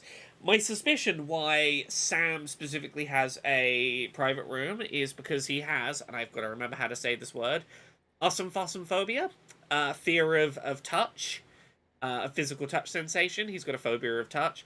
And my suspicion would be they prioritize making sure he has a room to himself because they know he has a thing about physical touch. Seemingly, Lou was one of the exceptions. He was pretty okay with Lou, but yeah, that is my suspicion. Also, 1 second. Oh, I've got I've got a work document to read tonight. Okay. Yeah, like, I have no evidence for that, but knowing what I know about Sam as a character, and knowing that it seems to be at least a little unique that he has his own, like, dedicated private quarters just for himself, Um, that would be my guess. Avenue, have a good build the evening. chiral network, Or good day. 9 sacrificial BBs were prepared. However, the network's original design required only one. A single sacrificial BB unit, facilitating chiral communications across the entire North American continent. This approach called for what was dubbed a core bridge baby, and BB-00 was a lucky candidate assigned to play this role. However, Bridges subsequently abandoned the idea, their tests having failed It's to not yield Stephen desired Colbert, but I results. get it. And so it was that the model requiring multiple sacrificial BBs was ultimately adopted. Meanwhile, Lou was placed into storage for an extended period, and for reasons yet unknown, inherited the identity of BB-28. Records indicate... Yeah, so the internet was originally going to be powered by just Lou, our baby. And then it ended up being built on the back of, like, 9 babies got plugged into the internet. And then we worked out how to make the internet without having to plug babies into it, which was great. So, like, no more babies got added in. But there are still, like, 9 babies plugged into the internet. But our baby was originally going to be, like, the whole internet was going to run through our one baby's brain. The Bridges research team was responsible for the reclassification. Were they trying to cover up the earlier experiments by falsifying Lou's production year, perhaps? Or did Bridges have some other hidden agenda? I'm afraid I do that love the low frame rate on Puppet Now, Man. no, Lou was born 11 years ago. Or Doll There Man. very well have been a connection with Neil. You know, Hello, wall lady. my fondness for this place isn't wholly nostalgic. It has the most... Can I get employed to just be the woman living in someone's wall? I think I'd be pretty good at that. You know, I just sit and play video games until, like, oh, the hatch opened. Time for me to... Oh, there you go. Delightful hot springs, you see. Though, truth be told, even they aren't my favorite thing about it. My friend in the wall's my favorite bit of it. Why is she down there? Don't worry about it. If you can find There's like the a time, side you quest. should Maybe come we'll visit. find time to Give the learn about why she's in there. A warm bath does sound good. Perfect treat for a weary traveler. Anyway, I'll see you aboard the Magellan.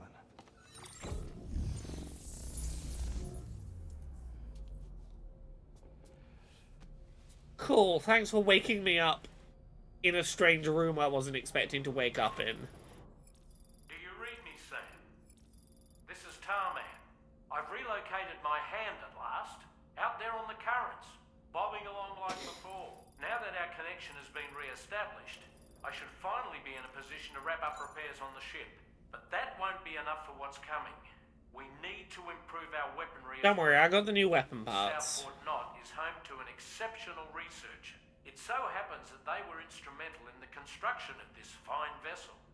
And they're preparing the latest and greatest weapons for our use as we speak. Just a few more hurdles, Sam. Access the Southport Knot delivery terminal and take care of the main order for me. So if it's possible, Faster on Will says, if it's possible to have baby-free internet, why are there still babies? So the BBs, the babies in the pods, no longer necessary to connect the internet up, but they are still kind of necessary for detecting the spooky tar ghosts. The short version, there are some exceptions, like Sam has some limited ability to sense them, but the average person can't really sense these antimatter ghosts that if you touch them, fucking nuke goes off. It's a problem. But if you strap one of these babies in a pod to your torso, and then have like a little antenna, the baby will be like, oh, there's a ghost over there, oh, there's a ghost over there, and the antenna will like detect where the ghosts are via the baby. The baby is still kind of necessary for detecting where those are. I dare say tomorrow may have mastered her. Come on, tell me your backstory. She can complete the apple aging exercise flawlessly and with remarkable consistency. It's been a boon for her confidence, and I am ever so happy for her. Showers these days are truly impressive, Sam. They really Oh, are. so much science in a They're shower. able to collect all the minute chiral crystals from your wastewater and repurpose them for later use. The ones on board the DHV Magellan are... Yeah. So, the internet as it exists in the in the United States in this setting does still have, like, to my understanding, like 9 of the connection nodes across the United States, 9 of them are powered by babies. I don't know if we could go back and unplug the baby and, like, do the new thing, but, like, to my understanding, there are still 9 babies plugged into the internet, but the rest of the connection points since have been done without that. Looking clean as Yeah, a legacy architecture. The impression I get is it's one of those programming things where it's like, look, in theory we should be able to unplug the baby and just, like, use the Cupid in its place and that'd be fine. But when I unplug the baby, the whole network breaks, so, like, it's a load-bearing baby. That's a load-bearing internet server baby. I gotta leave them there. That's a groovy pair of specs, Sam. Okay. Pierre Southern of South Fort... To think his... One could go... Okay. Sam, that's one of Daiichi Miura's best songs. Oh, this is how we're supposed to find out about his favorite song. That's the song that makes him do his K-pop number. I don't really... Okay, yeah, you got nothing else to say really right now? That is quite a sentence I said, I admit, Cass. If you clip it, like, send me a link. I will probably inevitably end up making a TikTok or something out of it. Okay. Oh, we're having more Neil visions. Who are you, Neil? Why are we having visions of you? Wir haben um entscheiden. You are the father.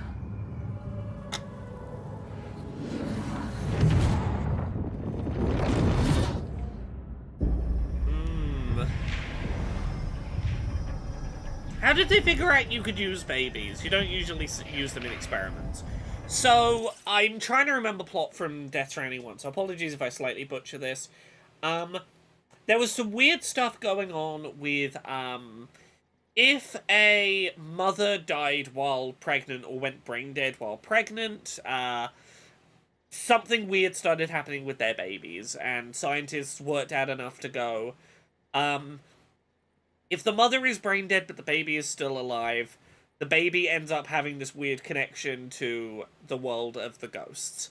I don't know if it's ever explained, like, quite in detail how that's worked out, but it's basically, like, the baby stops developing as they normally would. Normally, if someone, like, lost brain activity but was pregnant, the pregnancy would still on-go to a certain degree. But what they noticed was, like, the baby's development just, like, pauses, and that's weird. We should do some experiments about what's going on there. Oh, something about this whole setup means that, like, these babies are sort of half connected to the world of the dead, half connected to the world of the living. We should do some experiments on that. And by do some experiments on that, I mean, let's pay someone to smuggle Mexican women from Mexico to the United States to experiment on, in the way that the United States does by preying on vulnerable or disenfranchised populations of women to do scientific experiments on for the benefit of white people in the US, you know? Is Neil our baby daddy? It sounds like he might be. That could be what they're getting at. Is my vehicle repaired, or do I still have to repair it? Okay, can I get the new wheels for my car? Hello, Sam. I finished preparing your next delivery for you. You'll find it utilizes cutting-edge technology. Oh, and my mentor also asked that you deliver a hearty good day to Tarman. Anyway. Okay, yeah, we can do that. Well, hey! You'll forgive me for using Oh, again, the private line. I did a deep dive into the DHV Magellan's provenance. While it is indeed a civilian vessel that has been retrofitted for this mission, okay, yeah, the financing for that work appears to have come from Bridget's own accounts, just like the funding for Drawbridge itself. It would be fair to say that this would make it a government vessel, in effect. Charlie was involved in all of the relevant transactions. Sounds like colonialism. Well. This only increases the likelihood that Charlie has connections to the UCA. Of course, it now seems likely that Charlie does not exist. In which case, these actions may have actually been the work of APAC. If everything, including the extension of network infrastructure, was simply a pretext for territorial expansion, then it's plain our company has made a grave error. Further investigation is warranted, but that will require a little more time, as will the DHV Magellan's repairs, for that matter. This is a delicate situation that requires caution. As such, your best course of action is to continue to undertake main orders and prioritize linking up the remainder of the continent. As always... Yeah, we can do that. Okay, so let's... Before I accept that thing, let me go to the garage, pick up off-roader, customize. Oh, it's time! Tires for slopes. Also, I can give it guns. Have a chiral cannon and a heavy machine gun. Ah, my beautiful vehicle.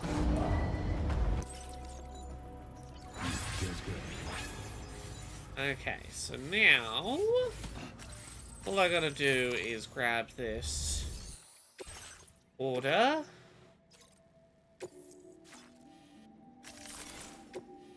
We're gonna go... Where am I heading? I'm just heading back up the hill.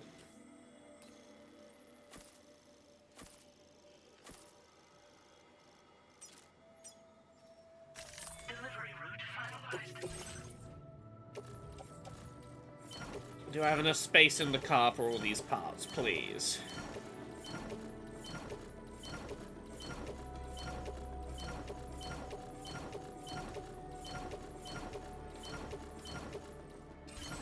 Okay. We've got all the parts. Some of them are fragile. I gotta drive careful. We got the special tires now. This will be easy as anything.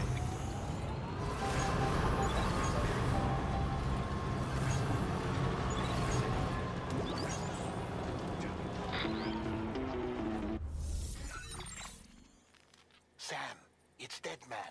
Hartman is away on the beach, so I've taken the liberty of borrowing his ha again in his absence. Oh, hey. I've also been making use of my own time on the beach to scour the UCA database for answers about what you got, buddy? 00. As I told you before, it's much easier to get around their security from here.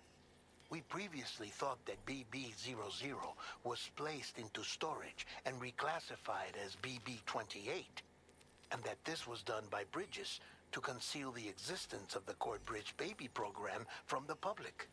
However, it turns out that information was falsified, and now we know what really happened.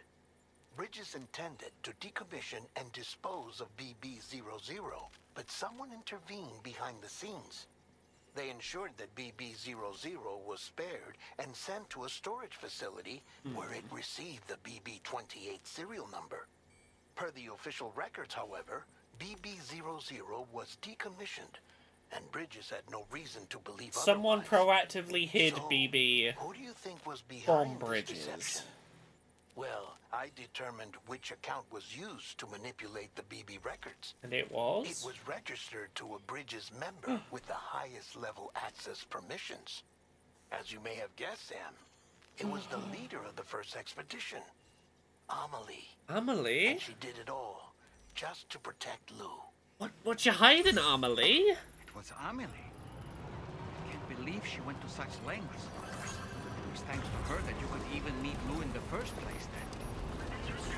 Look, every 21 minutes, Heartman isn't using his body, and Deadman did donate his heart to Heartman after his started failing, so like,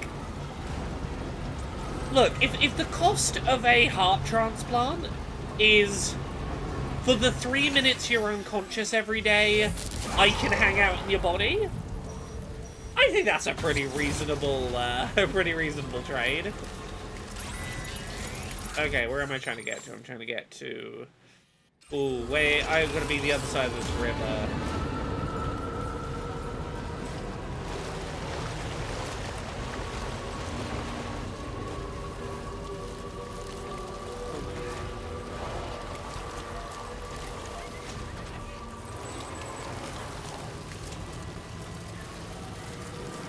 I mean, look, assuming the two of them have, like, talked it through.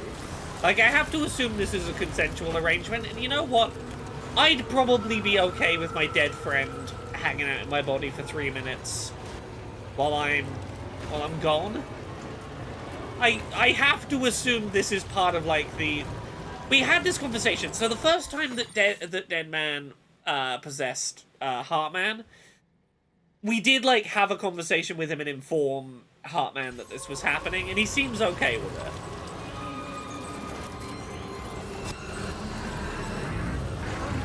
Okay. Okay, I'm gonna get through the ghost forest quickly.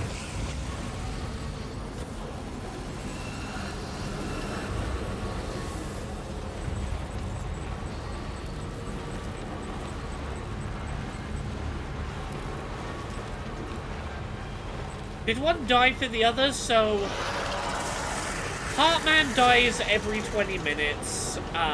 It's a condition he has. It's a thing he's got going on. Deadman died due to an allergic reaction, but when he died, he was like, hey, he knew he was dying, so he was like, I'm happy to donate you my heart because your heart's kind of fucked up. And Heartman was like, I would very much appreciate your heart. That would be very appreciated with mine being on the fritz. So, like, they were friends, and, like, they had a pre-existing arrangement around you can have my organs when I die.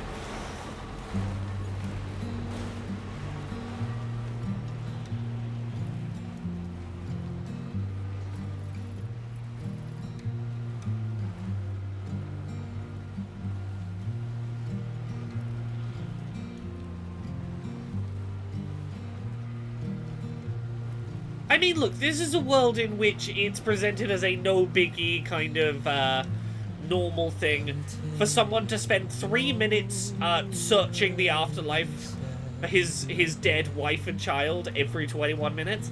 Every 21 minutes, he goes on a 3-minute, like, I'll just go for a hike around heaven and see if I can find him.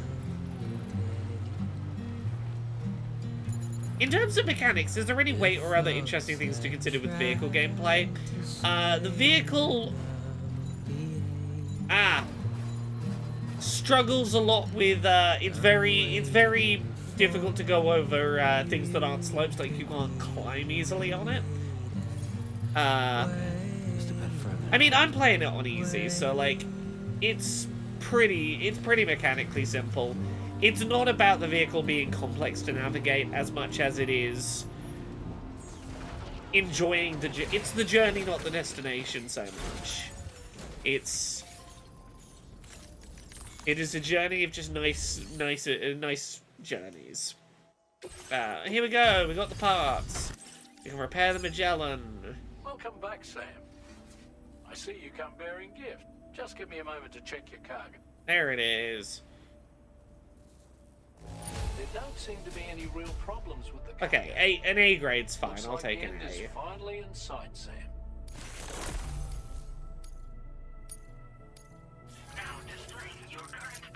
Yeah, so Spring Bean, here's the thing, like, the falling over stuff is still present when you're doing stuff on foot.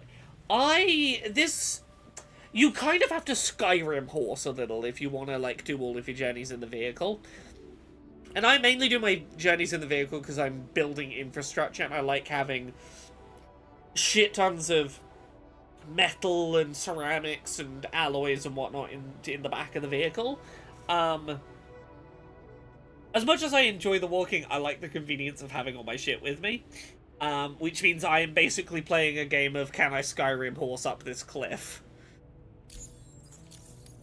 And doing the walking more for stuff like There was a quest on Monday where there was a guy trapped at the top of a mountain, and it was easiest to me to, like, go up on foot, put him on my back, and carry him down by foot, manually. Here's a little something. But, like, you know, just holding a large amount of stuff, I'll drive the car and do a little Skyrim horse. Oh, yeah, so when I say Skyrim horse, what I mean is, in that game you could go up, like, very vertical cliffs on your horse by, like, jumping and navigating in awkward ways that clearly weren't intended by the game. This vehicle's the same. If you kind of point yourself at a cliff and jump and wiggle left and right, you can kind of wiggle your way up cliffs. Oh, yeah. For immediate use, and look into making improvements. Okay, you're working on the vehicle. Anyway, I better. Thanks again. Sam, your next objective will also be your last. Terminal Fort Knott. To put them on the grid, you'll first need to link up the Southern Environmental Observatory. It's safe to assume that this final step will be the most challenging. I think the Southern Environmental Observatory is probably going to be the last place we go today, I suspect. To ensure you're well prepared for what's to come. Private room. Can I find out Dollman's backstory yet, please? Homemade sparkling water lemon syrup slushy. Is the slushy sparkling? Because I didn't know that was an option. Can you have a sparkling slush? Ooh. That feels like that would be good textures. Good sensory. How do you sparkle slush? Slush sparkle. How? Because I've never had that, and I need to know. Oh, why are we sat like this? What's up? Exploiting your way up the hill, yes.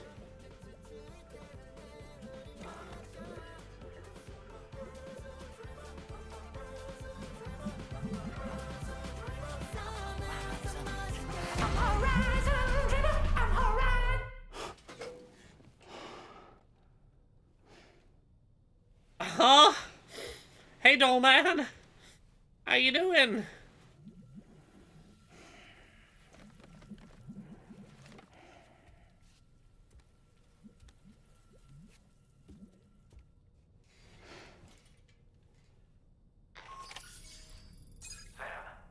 The next site you'll be putting on the grid is the Southern Environmental Observatory. But there have been some developments. Armed survivalists have established a base in between us and the observatory. Okay, go do some fighting on the way, I see. Now, we won't be able to proceed with our plans until, and that's not our only concern. Ghost mechs have been spotted in the region. And I'm afraid it's only going to get tougher once you finalize your preparation. Okay, yeah, we can do that, Hey, Dollman. Can you tell me your backstory yet? While you were resting, Fragile and the others made it back to the ship safe and sound. They were able to procure all the materials we needed without any issue. Tarman has just finished installing our new main cannon. He said it will be some time before it's fully operational. You can make fizzy jelly! So, the DHV Magellan has been restored, thanks to our combined efforts. Now, it's time for us to do what we can. Is it still fizzy when you eat it? When, like, you put it in the fridge, it's solidified, and then you eat it. Is it still fizzy?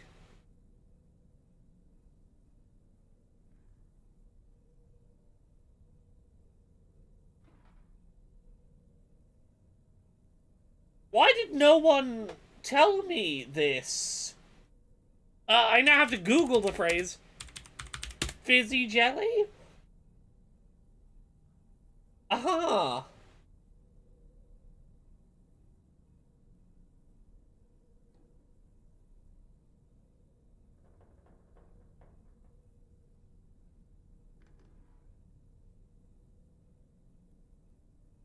Why is no one telling me the fizzy tech? Sam, I think... Oh, you don't want to tell me your fucking backstory. Okay. Maybe we'll look it up on YouTube at some point. Apparently, I just want to make everything fizzy now.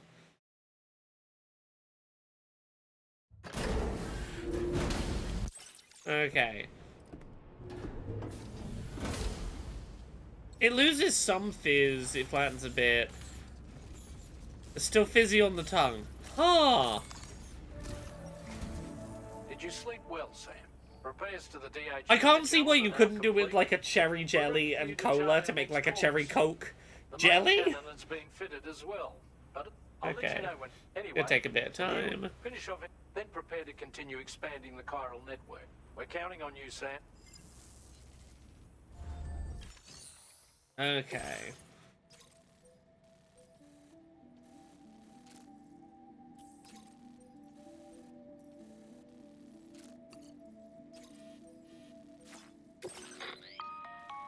Sam, this is Charlie. Your next order requires that you accomplish 2 specific objectives. First of all, you are to proceed to the armed survivalist base, and so long as even a single Destroy the things. our latest reports indicate that there are Okay, we're gonna fight the guys. If you intend to go after you have destroyed all the, head directly to the Southern Environmental Observatory. A contingent of ghost mechs has been sighted dangerously close to the facility. We need to bring it onto the chiral network before these mechs can get into position and prevent us from doing so. Once you've extended network coverage, the DHB Magellan can move there to provide support. There's no time to waste, Sam. Okay.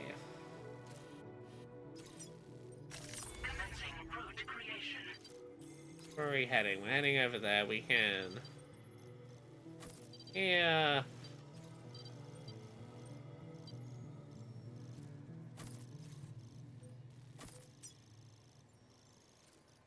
Then we want to go down this because...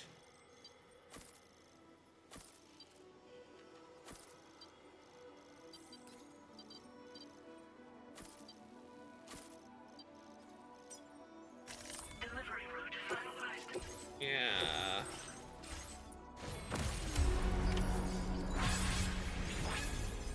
Okay, let's hold on at least a little more. I can't unknow these things that can be fizzy now. Right. Where are we heading? We're heading this way. You have to wait for the jelly to be mostly cool to add the lemonade or Coke or Iron Brew. I presume you also have to do the vodka jelly. Okay.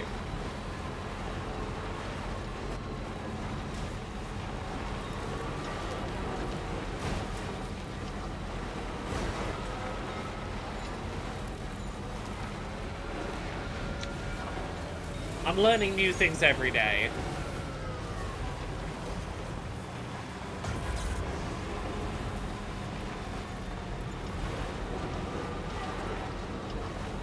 Oh, these new tires are beautiful. Oh, I can just race over these mountains like they're nothing. Late game, my vehicle faces no challenges anymore. It can do anything.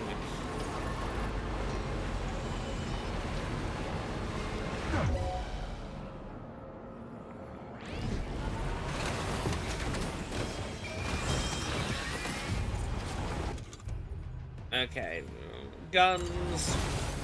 Here we go, here we go. Equip.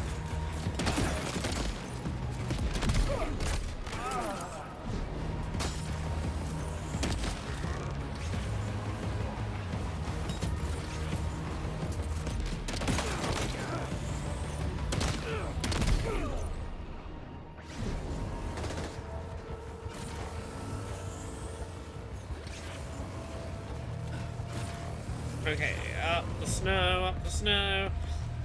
There you are.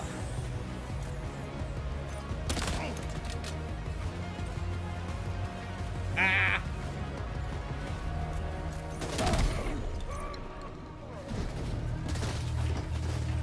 Anyone else to shoot up this tower? No.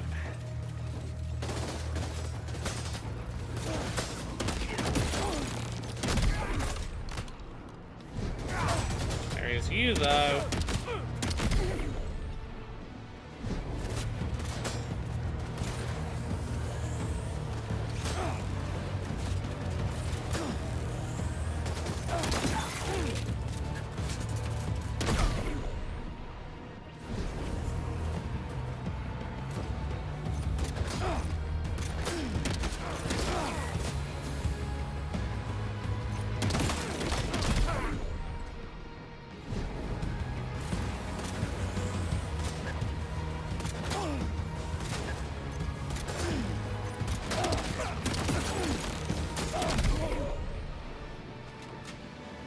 Can I disable this quickly while I'm here?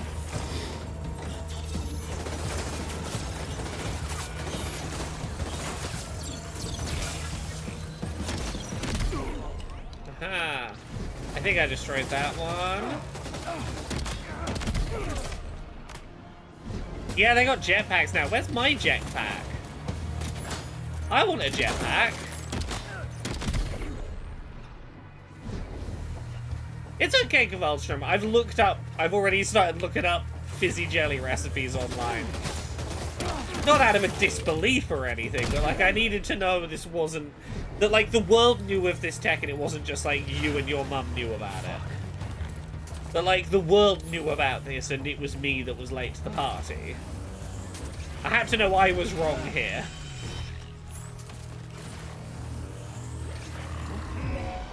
Oh, where are you? Oh, there you are.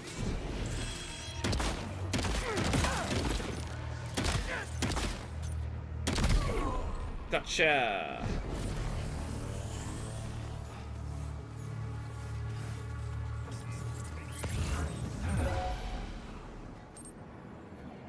Right, there you are.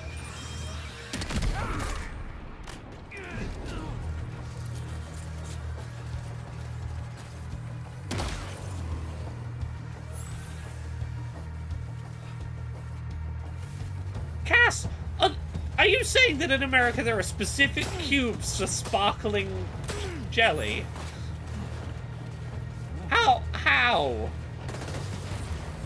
How do you have cubes that are pre-sparkled?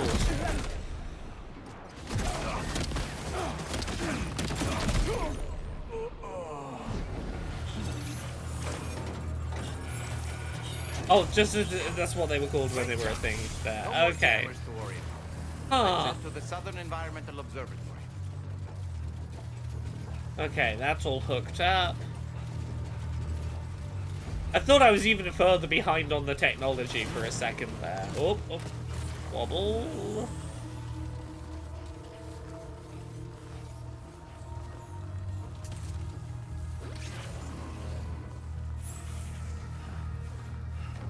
Okay, I gotta load that gun. Where's my car? My car is up there, 500 meters. Just gotta trudge through the snow for a minute.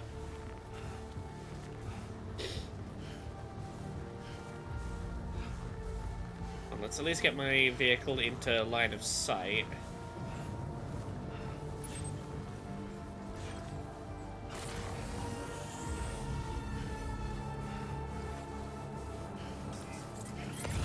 No, that's like 5 kilometers. Where am I? My vehicle is...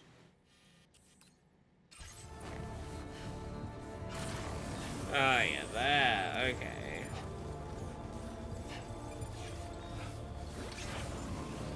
Is that my destination? That might be where I'm heading. I don't know.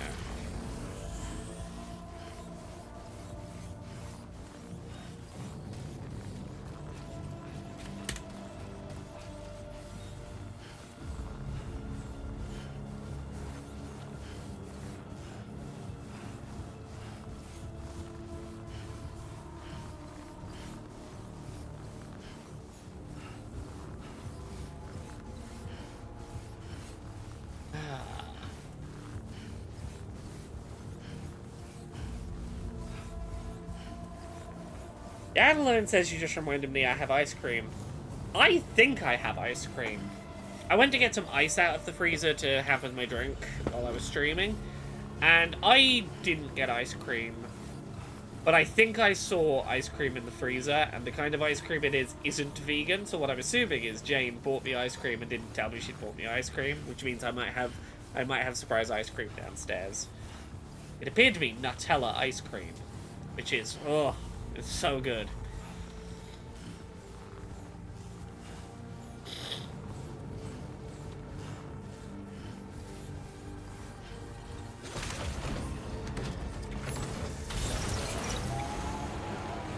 Okay, on we go, on we go.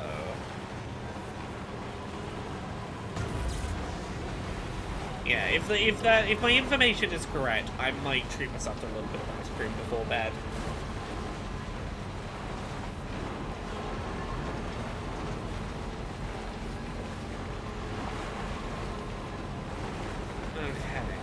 over these hills.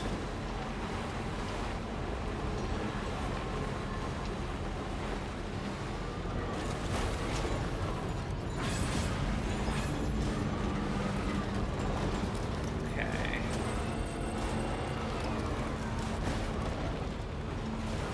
How far is my overall destination? Okay, I suspect this is a bit of a drop. Try and find a slightly cleaner spot to go down. Here, maybe? Yeah.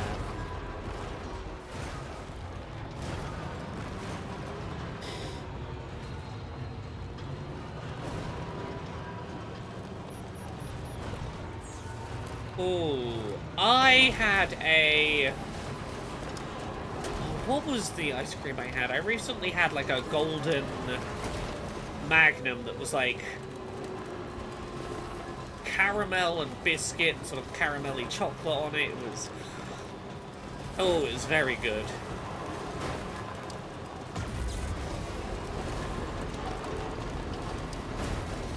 It was very, very hot when I was walking home from giving a talk at Develop in Brighton, and I treated myself to a little ice cream on the walk out. While being very aware of all of the flying ants that were everywhere, because it's Flying Ant Day! The ants have gained their wings and they will not be stopped. They have taken to the skies, despite our protestations.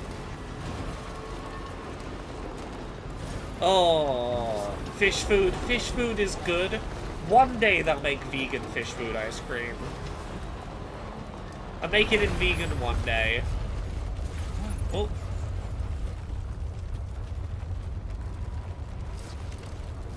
I mean, a surprise, like an increasing number of ice cream flavors are available in vegan now, which is great.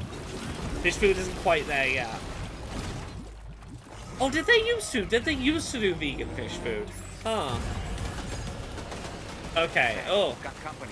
Bad time to be exhausted. Okay, come on.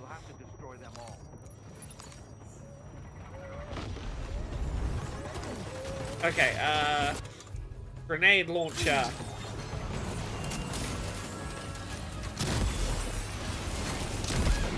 Haha! Love me the grenade launcher. Get behind cover.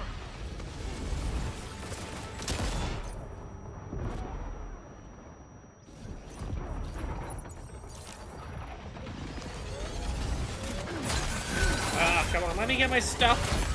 Let me grab my stuff. Okay.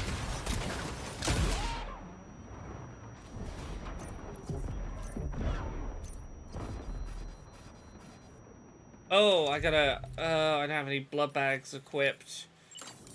Oh. Oh, I just unequipped a blood bag.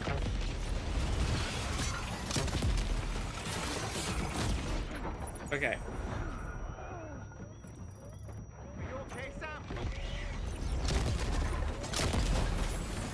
Okay, let me grab my stuff. Oh. Gotta get some distance. Okay. Oh, I'm out of grenade launcher. I have another grenade launcher in here. I do. Haha.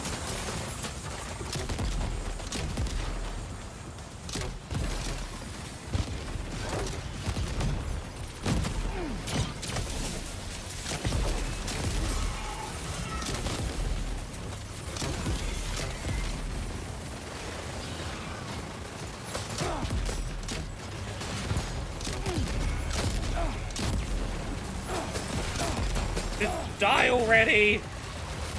Are you down?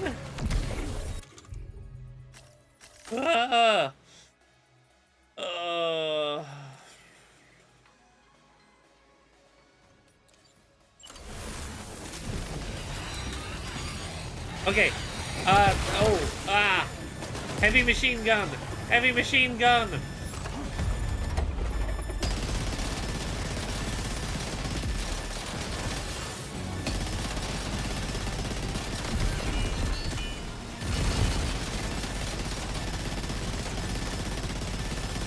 Are you dead?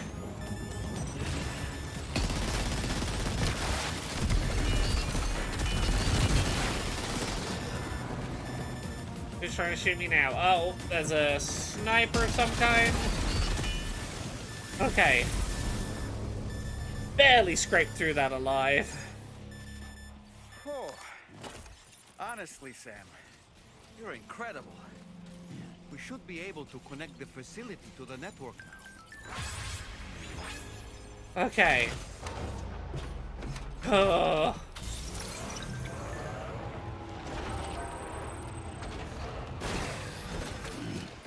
Oh yeah, Orson Welles, this is... Yeah, this is the bit I wanted to get to tonight. I wanted to get to this tonight. I wanted to get here. You're a welcome sight, mate. I'm sure we'd have survived if you hadn't shown up when you did. Let me check your order info. You fought like hell, mate. Thanks for the help. You know, I can't imagine what would have happened to this place if you'd never come along. And now we can finally get on the chiral network. Yeah, you can. Let's hook you up to the internet. Oh, look how much of Australia we've hooked up. We're doing so good. We've just got like one place left to connect, plus all the optional places I gotta do probably off stream. Connection established without issue. Well, that's a relief. Oh, thank you, Gregory. Taking shelter underground on account of the emergency situation. But now I think we can relax a little bit. More accurate observations ought to help too. Speaking of which, we've detected abrupt chiral field disruptions in several locations. Ooh. Indicative of plate gate emergence, I reckon. Keep expanding network coverage and we'll find out soon enough. Unfortunately, though, the tar currents near our facility are still looking awfully rough, so we can't declare our emergency resolved just Okay, yet. makes sense. The DHV Magellan won't be able to join you here either. It's gonna take some work to get to the bottom of this mess. And I'm afraid I can't do much for you given the circumstances. Just know that we're all really grateful. Okay, thank you. Thanks for letting me know. Uh-oh, guitar goblin. Oh no, Guitar Goblin!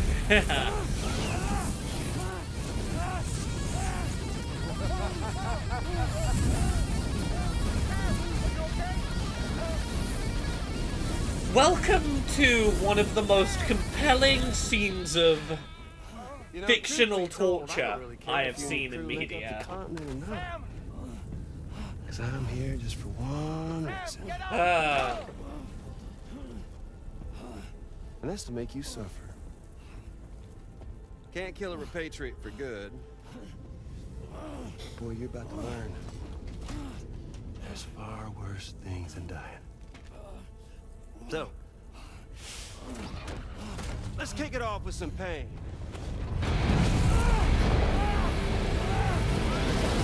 Hello, Raiders. Welcome. Hi. I'm going to pause for a second because we are deep in spoiler territory, so I'm going to give people a second to arrive and realize we are deep in spoiler territory.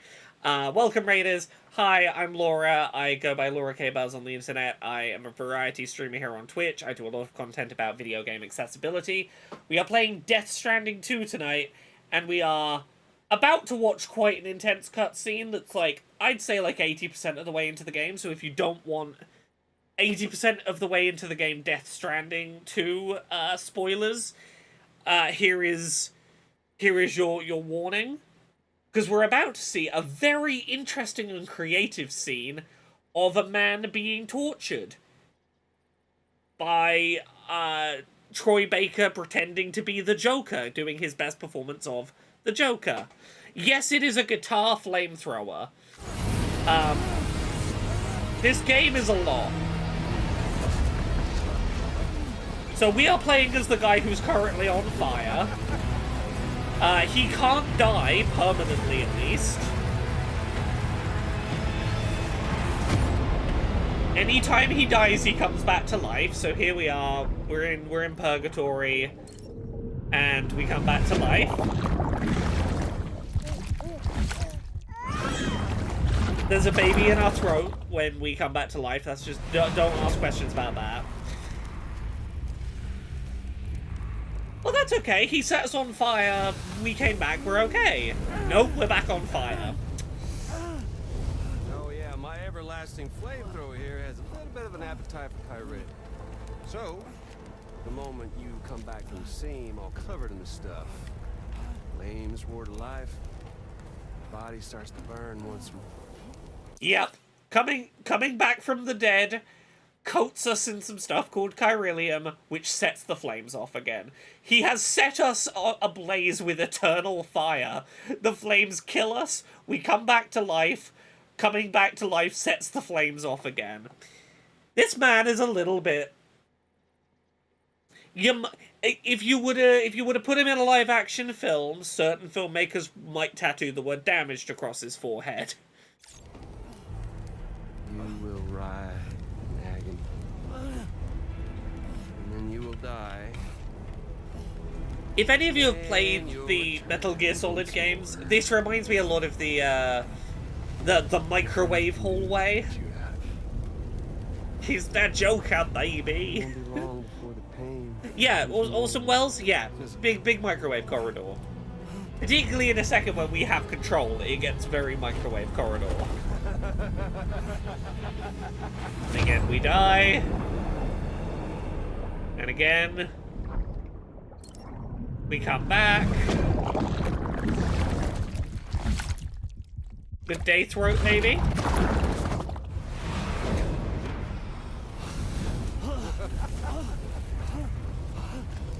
I cannot blame this man. He's at least gotten creative in his I want to see you suffer mission. The whole child of a partner who betrayed you once upon a time thing, I mean. Yeah. That's it. Suffer for me, baby. He's upset because I killed him in the first one. He's a bit pissed about that still.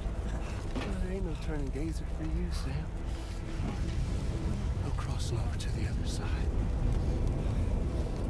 So suffer. Yeah. Suffer. Through the day you were born. The more sexual tension occurs, the weirder I feel.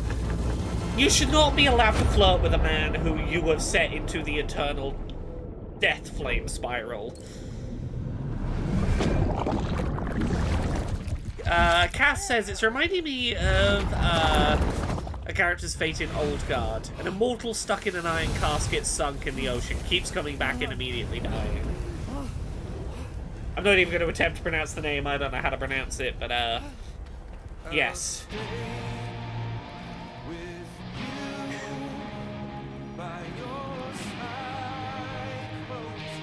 He's gonna give us a soundtrack to our eternal burning.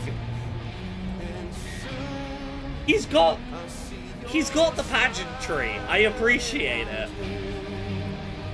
Yeah, he sets a musical number to our burning.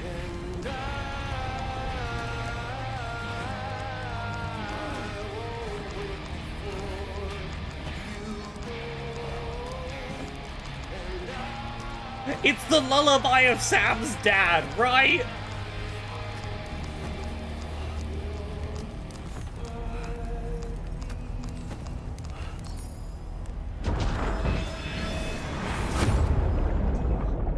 Nope, trying to force myself forward. I died again. Up we get again. Keep trying, Sam.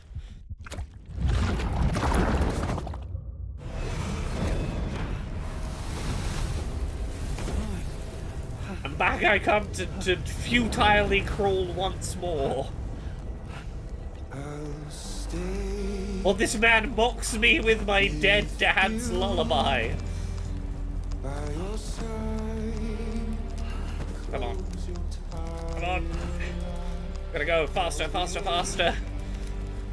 Come on. I can do it. I can do it.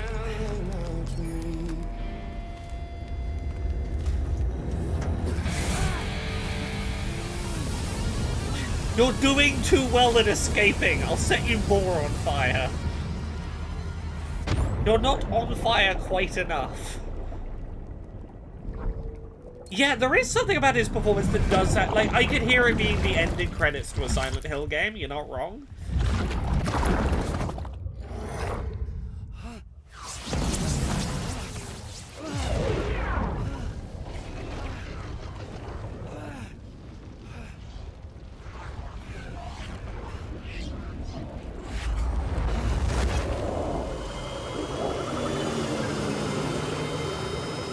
Oh, hey, the ladies are here to save us. Tomorrow remains the coolest character in this game. Her entire combat moveset, fucking phenomenal. I want her to be the protagonist of her own game.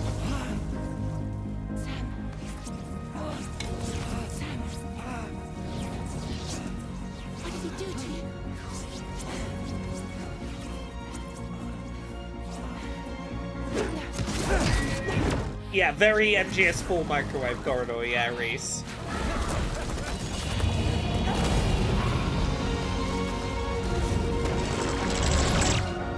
Fucking love her just ice skating around the tar.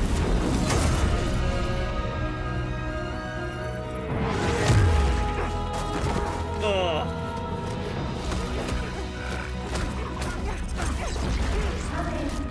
Why is she not the main character, right? Right, it's very feral, it's very animalistic, but it's graceful. It's graceful and brutal in equal measure.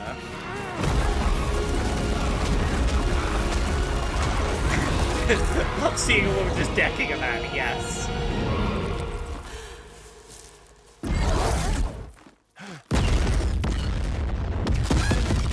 And ducking out the way just quick enough for us to use the new orbital cannon on him.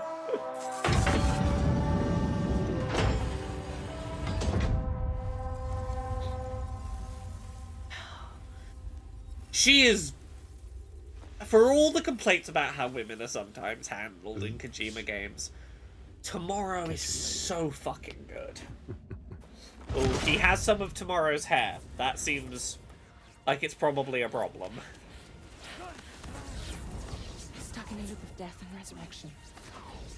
Before his hair is completely incinerated, he returns to us.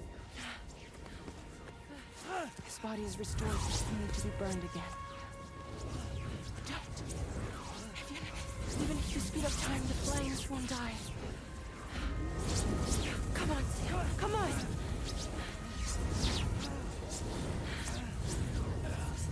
I don't know what to do. I feel like Rainey's probably the answer here. Yeah, here she comes.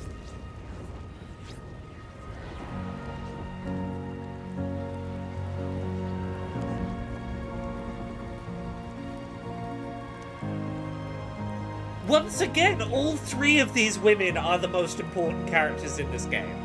It's nice to play a Kojima game that feels like it really just respects women as being very important and powerful, and sisterhood is very vital.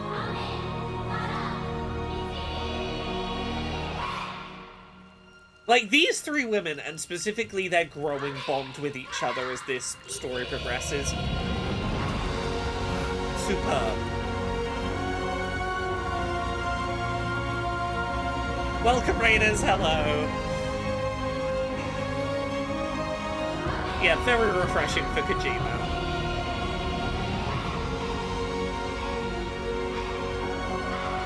But any complaints I had about Fragile in the first, like, those I've largely I think have really been handled. Rainy and Tomorrow are both great. Also Dollman. Dollman's there too, I guess.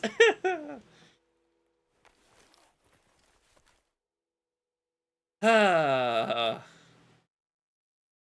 feel like the neckhands should have gotten in on the hug. Yes, Cass, yes. Coverage all the way to the Southern Environmental Observatory, and it's all thanks to Sam. Oh. His injuries have completely healed too. Dead Man, by way of Hartman's Ha, said as much after he finished his examination. Okay, well, Trust me, Fragile. the rain healed us. That's I'm good. a doctor, and I know Sam's body better than just about anyone. Elvenberry says, does the woman in the raincoat have rain powers? Yeah, so I'm going to have to, like, a little bit of explanation as to what her powers are. In this setting, it's a post-apocalypse. Whenever it rains, the rain makes time fast forward really quickly. She is kind of cursed, but kind of has, like, a really cool power. Wherever she goes, it does the time rain that, like, fast forwards time that's really bad. But if you get close enough to her, within, like 10 meters of her, the rain does the opposite. It actually reverses time, it heals, it undoes the time fast-forwarding damage. So, she is cursed to have this time fast-forwarding rain around her at all times. But if you get close enough to her, you find out that if you don't just run away from her scary power and get to know her, you get close to her, you realize she actually has this amazing, beautiful healing power. And I'm like, fucking love that, that's great. He's doing fine. No need to worry.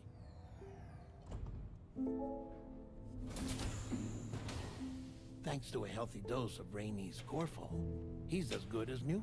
Or right as rain, as you might say. Ah, because of the rain. Even I for get a it. repatriate, to die and be resurrected so many times in quick succession. You turn this up a little. I feared the worst. It's a miracle he made it through. I'm sorry to say that the tar currents near the Southern Environmental Observatory are still unstable.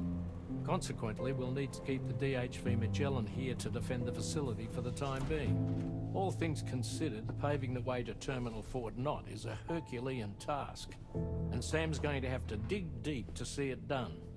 Don't worry, Sam's up for the challenge. Thanks to Tarman and Deadman's efforts, his Ha may have made a full recovery.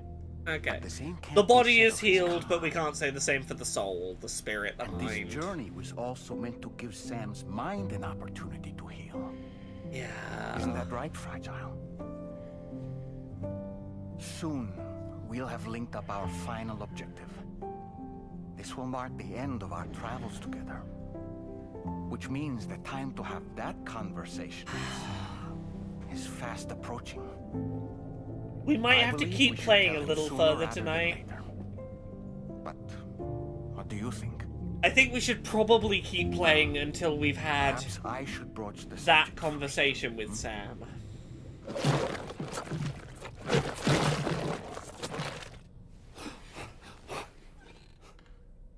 It's nearly time to have that conversation.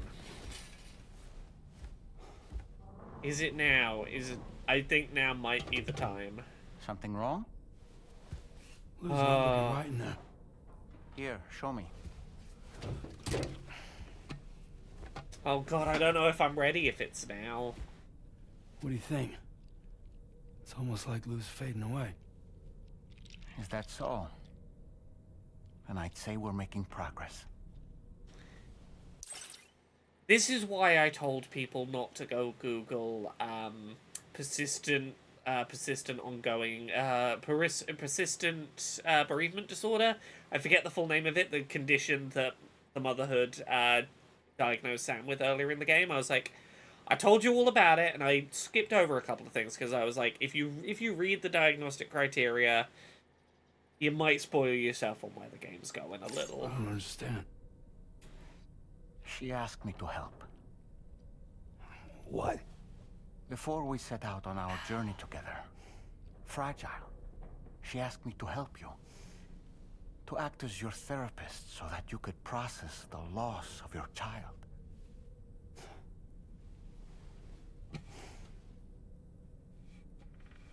Sam, hear me out. Lou's been gone for a long, long time now. No. Lou's right here. We just traveled across Australia together. I'll show you.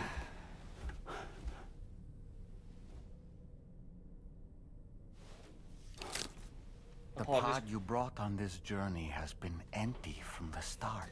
The Yeah. truth is, I'm the one who's been operating your Odra deck. And it's because of that connection that I was able to share your flashbacks.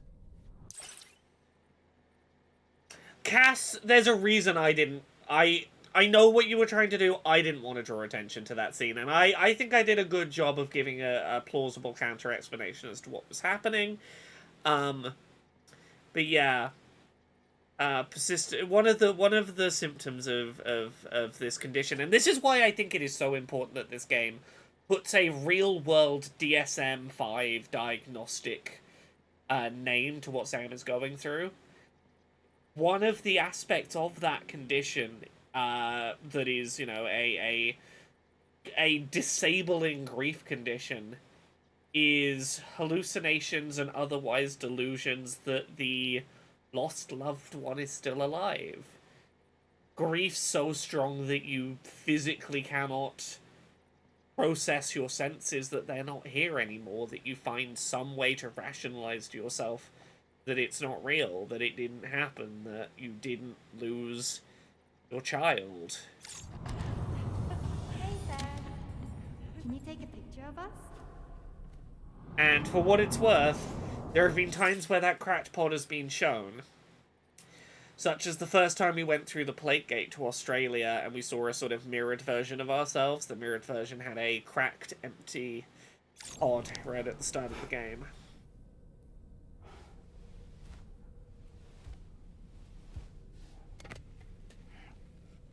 Do you see? Nothing has changed. The pod has always been empty. Oh. We decided not to dispute what you said you saw, but to give you the support you needed instead. In this way, we believed we could help you come to terms with Lou's death. Wait, what do you mean Lou's death? What are you talking about? Like, even at this point, as it's being explained, this is, I think, maybe my favorite bit about this whole scene, is even as it is very literally being explained to him, and he is starting to see it with his own eyes, he still, like, can't understand, like, what do you mean Lou's dead? Well, okay, we've just been talking about it for, like, the last 2 minutes. It's... Yeah, but Lou hearted things. Like, that little angelic Lou flying around us when we slept, checking in on us, like, yeah, it was all...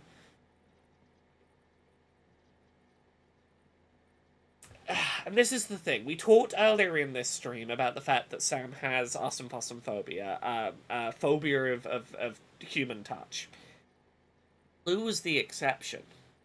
Like, I want to really hit home how important Sam's connection to Lou was, and why I think it's a really believable thing that... Like, I'm very usually a critic of the, you've been hallucinating it the whole time in narratives. What Lou and Sam had was really special, not only just for how, like, sweet and tender of a father-child relationship was portrayed on screen, and how beautiful that was. Sam found someone he didn't have a fear of human touch with. He found someone that he could touch, and that was okay. And I'm like, yeah. Yeah. And that's it. We were seeing the world as Sam was seeing it. And we were given plenty of clues about it. Like, I think the biggest one is the first time you go to the Motherhood, and the way that like, Mother talks to you about being a patient, and the way that the other women there talk, like, the other women who have lost children, the way they talk to you is really significant on a second go through. Orson Welles says, I had some thoughts that Lou might have been a ghost, but yeah. Well, that's the thing. It seems to be implying, like, Lou is a... The implication was Lou is a ghost, and Sam can see Lou because Sam has dooms and has a little bit of limited ability to see BTs. The XBB, here's the thing. I said this before. I think the explanation you give to the, like, the justification you give for what Dollman said earlier is Dollman doesn't have dooms, Sam does. Sam can see BTs, Dollman can't. I think there are reasonable explanations for there is a BT version of my baby in this pod, you can't see them, but I can. But yeah. Rule Spider, they have been trying to... This is the thing. They've been trying to gently hint this to him for a while. There are so many points playing this through a second time where they are trying to ease him into the idea that Lou is dead and he just doesn't want to hear it. And, like, they're not obvious if you're not looking for them, but... Yeah. She's not a ghost or might not be. What they're telling Sam is... There is no ghost of Lou in this pod. You are hallucinating that. Yeah. How could she have liked the bumpies or whatever? Because Sam was hallucinating. Like, this is like the first journey I did across America with this baby. I'm remembering how that was. That's how it can be. Yeah. We never meant to string you along. Fragile was only worried about you. Can I just say, also, more layers of complexity to this. I know I'm pausing this cutscene so much, but this is where we get into the place where I really fucking like this game. This makes the start of the game way more fucked up. Because at the start of the game, it's really clear that Dollman and Fragile are trying to manipulate Sam into going and connecting Australia to the chiral network. Both Dollman and Fragile basically pitch it as, oh, here's an opportunity to go on one last adventure together with Lou. You know, you and Lou connecting up Australia. That would be a really lovely journey for the two of you to do together. They 100% very clearly manipulate Sam's grief, but also lean into Sam's delusion for their own benefit to get him connecting the network up. And it's really fucking hard to watch when you rewatch it.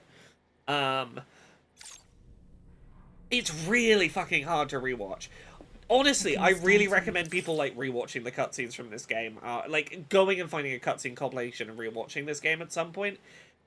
There is a lot of really interesting stuff to dig into when you know some of where it's going. You're there. Broken. I wanted you to live. To move forward. So from the beginning, he was never there. I've been alone this whole time. You're wrong. You've had a crew. You've had a whole squad. Death can tear us apart. We'll always be connected. God, this is one of the... I really do maintain this is one of the best depictions of male grief not depicted through violence and vengeance that I've ever seen in media, let alone a video game. There are so many layers to the shit going on here. Oh, pointing out things of note. Actually, no, I'll leave this for later. I'll leave this one for later. I was about to say something. It's best when we have a little more context.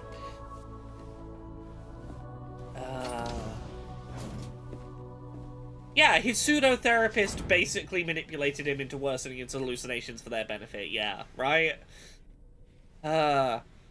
Yeah, Orson Welles says, I love that he doesn't get angry in this scene. I expected him to, because men always get angry in scenes like this. Yes, this is what I keep hammering home.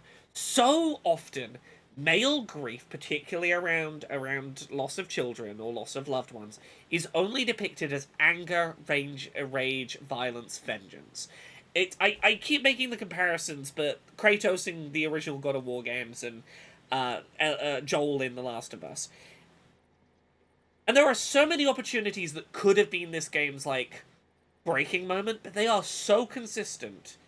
This is a man experiencing grief through sadness, loneliness, loss, despair, through emotions that are not like the small handful we allow men to feel.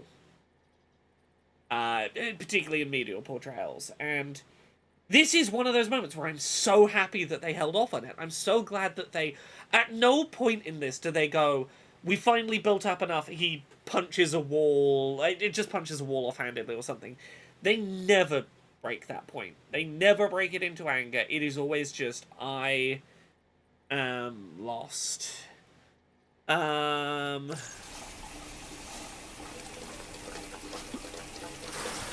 Raw Spider says we're nowhere near done connecting Australia. We are. There's only one place we have left to connect of core story missions. There's a few optional places, but literally the next stop on our journey is the last stop on the journey for, like, that's enough of Australia connected, it'll do the job. That's why they're broaching it now, but they're also broaching it now because Sam started to see through the hallucination. He was getting... Like, the start of this cutscene was Sam having a bit of a mental break, being really worried that the vision of Lou in the pod was starting to fade and thinking something was wrong, and getting really distressed, like, we have to do something to help Lou. Lou is fading away. It's like, okay, at this point, clearly the delusion is reducing. We're never going to have a better time to have this conversation than now.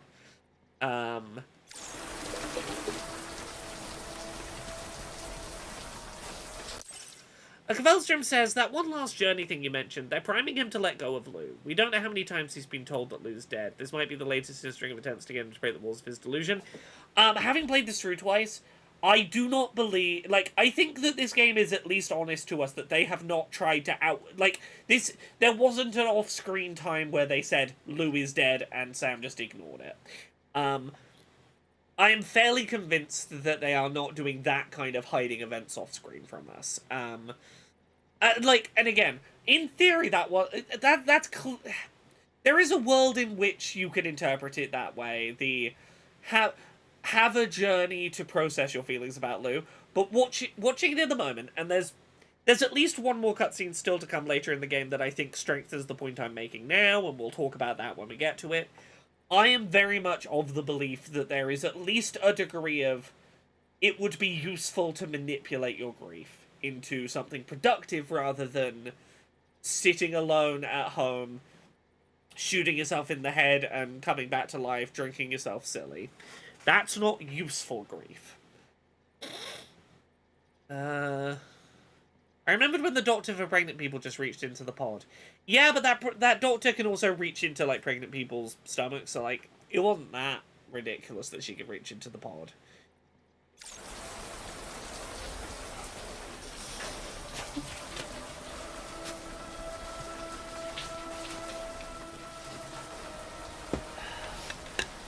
But yeah. I think this game is a really fucking good exploration of grief.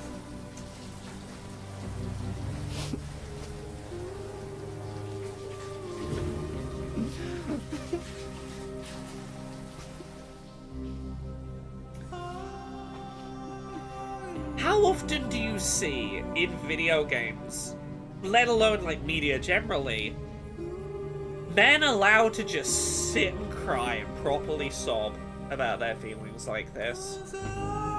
No anger anywhere in that scene, just we're gonna go sit in the shower and drown out some of the visible of the tears and some of the sound. Opening the empty pod, yeah.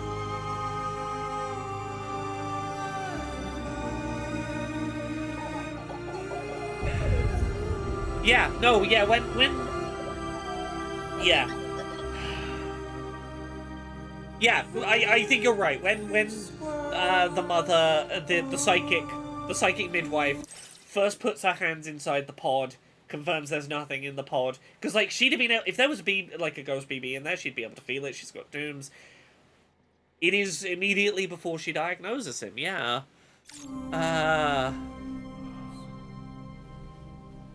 Yeah, I do believe you are correct. Like, rewatching that scene, I think a big part of it is, I want to put my hands in here and check that there's not, like, a ghost BB that, like, I can't see, but maybe I can feel and I can confirm that way. No, it is empty. Okay. We gotta do this. God, this game is so sympathetic. Sam, we're getting close. Australia is almost fully connected. You ready?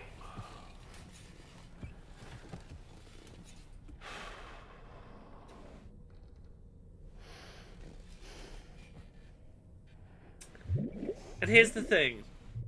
Even now he knows. It's not... knowing isn't enough. Your next he's still struggling with it a bit. Terminal Fort Knott. However, we've run into unforeseen difficulties. Connecting the final node to the network is not going to be as simple as we had hoped. Orson Welles, this is probably about what we're going to wrap up for tonight, because it's midnight for me. We'll see. We might play a couple more minutes, we might see if we can chat with Dollman, but... Okay, we got to do this journey ourselves, yeah. Too far to give up when we're so close. Sam, you're the only one who can handle We are approaching the end game, so I think maybe we leave some of this for Friday. And then we might end up doing a very lengthy Friday stream. Because I think the sensible thing to do is to get this game out of the way before I leave for my week off. I sincerely hope you understand, Sam. Fragile never stopped thinking about how all of this was affecting you. Whenever you weren't around or were asleep, Fragile approached me to see how you were holding up under the strain. She wanted to know how often you talked to Lou in the pod, how much everything weighed on your mind, if you ever thought about what happened. She had faith that you would one day come to accept the reality of your situation. It wasn't just for your sake. Fragile needed you too. Yeah, this is part of where we... Oh. Okay, I don't know if I just skipped something there, but, yeah, he admits it there. It wasn't just for your sake, for your healing. Fragile needed you too. Fragile needed you up and about and moving. There are people out there who need help, Sam. Whenever you're ready to face what's next, summon your strength and get to it. Yeah, re-watching the way this is pitched to him really fucking hurts in context. Okay, yeah, I don't think we're going to be able to get that Dollman cutscene today, but... Sam, Tarman here. I want you to take a good look at the DHV Magellan. Her main cannons are operational, and it's all thanks to you. Contact us whenever you require fire support, and we'll be sure to oblige. Can I get materials from the Southern Environmental Observer? Let's at least try and get some materials that I can use for building up the networks out on the road. Build more roads and things off stream. Let's grab these quickly.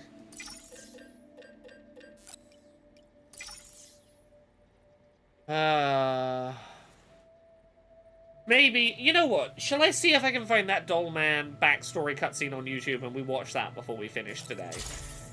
If he won't tell us in-game, shall I see if I can find that to be a last thing we watch before we wrap up?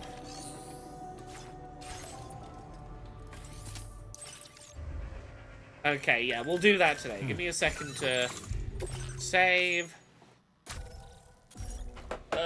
Right, let me open up another tab. YouTube, and I'll pop over to this in a second.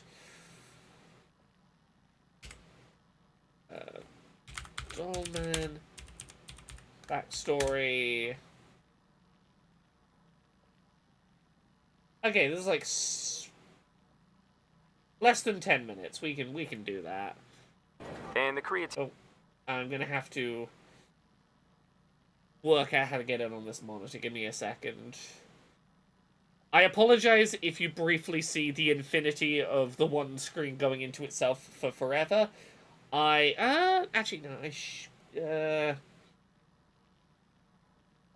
Not Quite Live 2 should go to that screen.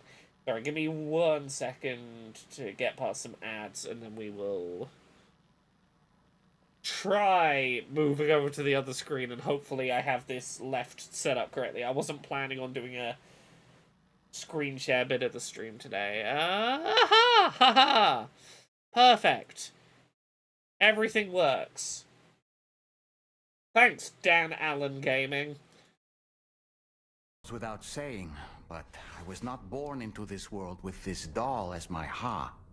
Would you like to hear how I came to be in this condition? My darling wife was working as a nurse in an isolation ward. A luckless place which one day found itself in the path of a tar tsunami, a freak occurrence triggered by an ill-timed gatequake. Not a single person survived. No patients, no doctors, no wife. We just have to be careful. Hold on.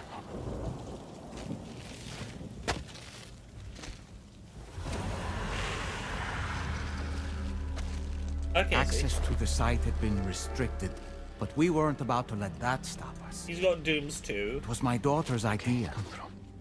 She was desperate to see her mother again. Be careful. Go feel one. Okay, hold my hand.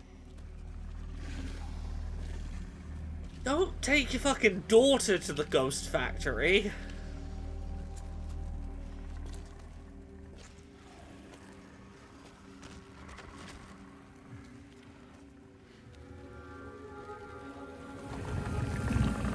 Oh, are you trying to work out which ghost is your dead wife?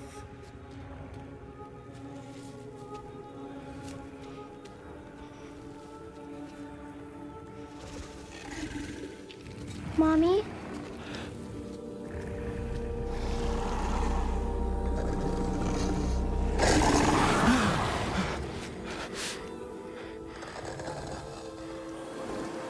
It's me, honey. It's me.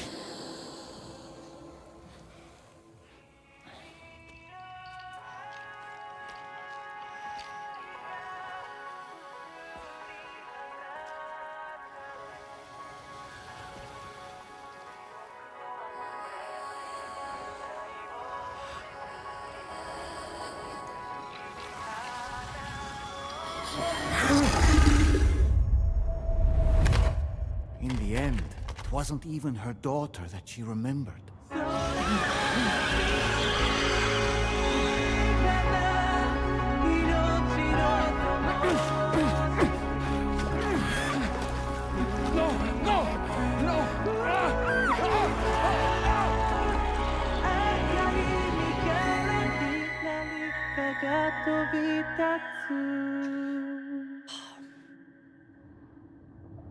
I think it is really a very good choice to have so much Before of... we knew it, we were swallowed by the tar. Yeah. Battered against the rocks. I think it's really, really a good choice for so much of the crew of the DHV Magellan to be men who have lost children and have had to grieve that loss. Tarman lost his son. Dolman lost his daughter, lost his wife. I think it is a very interesting, good choice to have Sam be on a crew of other dads who have lost children, but who don't readily talk about it. And maybe aren't as ready to talk about those feelings at, like, because, look, if either of Tarman and Dolman had been a bit more forthcoming about talking about their trauma, maybe that would have helped Sam. Both of them, you kind of have to tease it out of. But yeah, she recognized the song, yeah.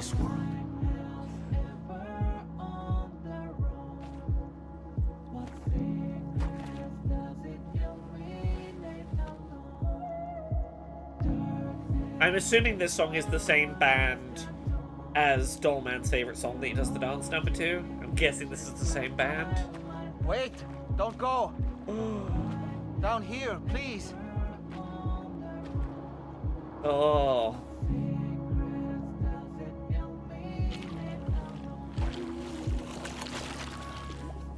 Hello, little one. You cold? Let me guess. The car of that poor girl over there? Oh, my daughter's car is long gone. I'm afraid it's just me now. Try Corsidil Active No! Gun Repair. Stop! No! Go away, jump scare. Go away, jump scare adverts.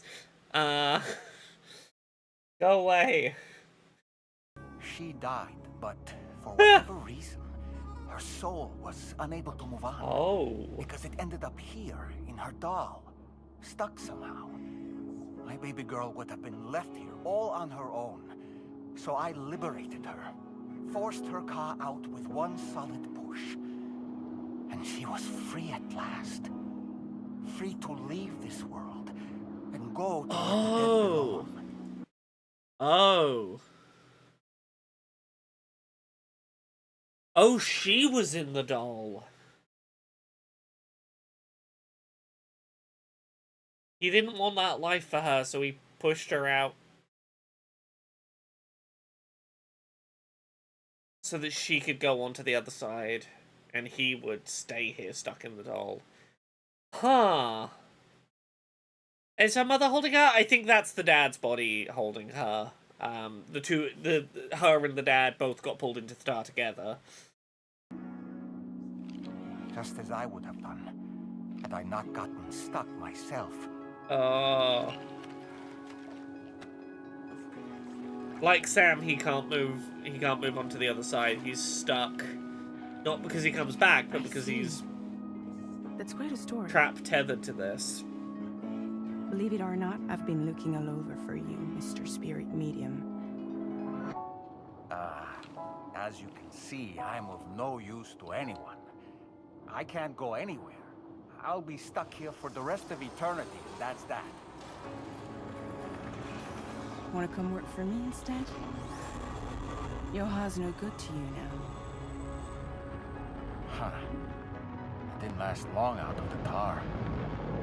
Poor old thing turned into a bog body in no time at all.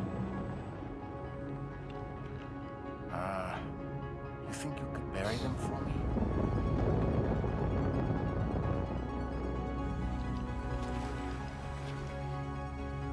They call me fragile. What do they call you? The taller man, maybe? No. Dolman suits you better.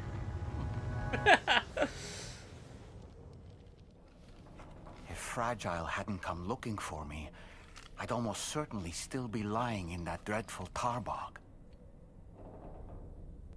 But your soul's trapped in that doll forever? Perhaps. But if I could break free from this thing, maybe then I can be reunited with my daughter. When that happy day might come, I cannot say.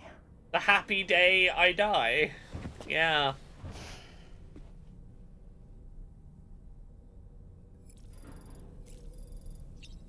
Well, Spider, I have my theories about who we would play as in a sequel to this, and I will talk about them when we get there. I did what any father would do. I pushed my daughter's car out of this doll, and she was free at last. Free to leave this world and go to where the dead belong. Thank you for listening to my story, Sam. But enough about me. It's time I let you focus on your job. My wife to a tar tsunami. And after she died, she turned into a gazer. I'm sorry about the motion sickness, unable to accept Natalie. her mother's passing. She pleaded with me to see her again. As a medium, I thought it was within my power to grant her wish. So I gave in. You know what, I'm gonna say took her to the my hospital theory is where her we're gonna mother play had as died. tomorrow in a It future was game. I'll the talk about worst why when we get mistake there. I've ever made. I would like to see a Tomorrow sequel. I thought it was the right thing to do. Taking my daughter to be You heard reunited nothing. with her I mother. told you nothing. And when we arrived, we played her favorite song, hoping for a reaction. But it was too late. She had no memories of our time together as a family. She was no different from any other gazer. To She be was yours, honest, though. I already knew that deep down. Yeah. My daughter's heart was swallowed up by the tar soon after, as was mine. And eventually, my car became stuck inside my daughter's doll. I feel like we're just reiterating the events we Prison, already know at this very point. much of my own making. I couldn't tell you how long I lay there until Yeah, I think we'll leave it here. finally. Thank you so much, everyone, for watching. I hope you've enjoyed. I will be back on Friday for what is probably going to be a very lengthy Death Stranding 2 stream. I suspect it will be the stream in which we finish the game, is my gut feeling. We're going to finish the game on Friday. And then I'm going to be taking next week off, and then I will come back and either be finishing Death Stranding if we haven't done that, or going back to Yakuza 0 so we can find out what's going on with the vacant lot in 1980s Japan. But thank you very much everyone for watching. I hope you've enjoyed. We'll be back on Friday. Bye.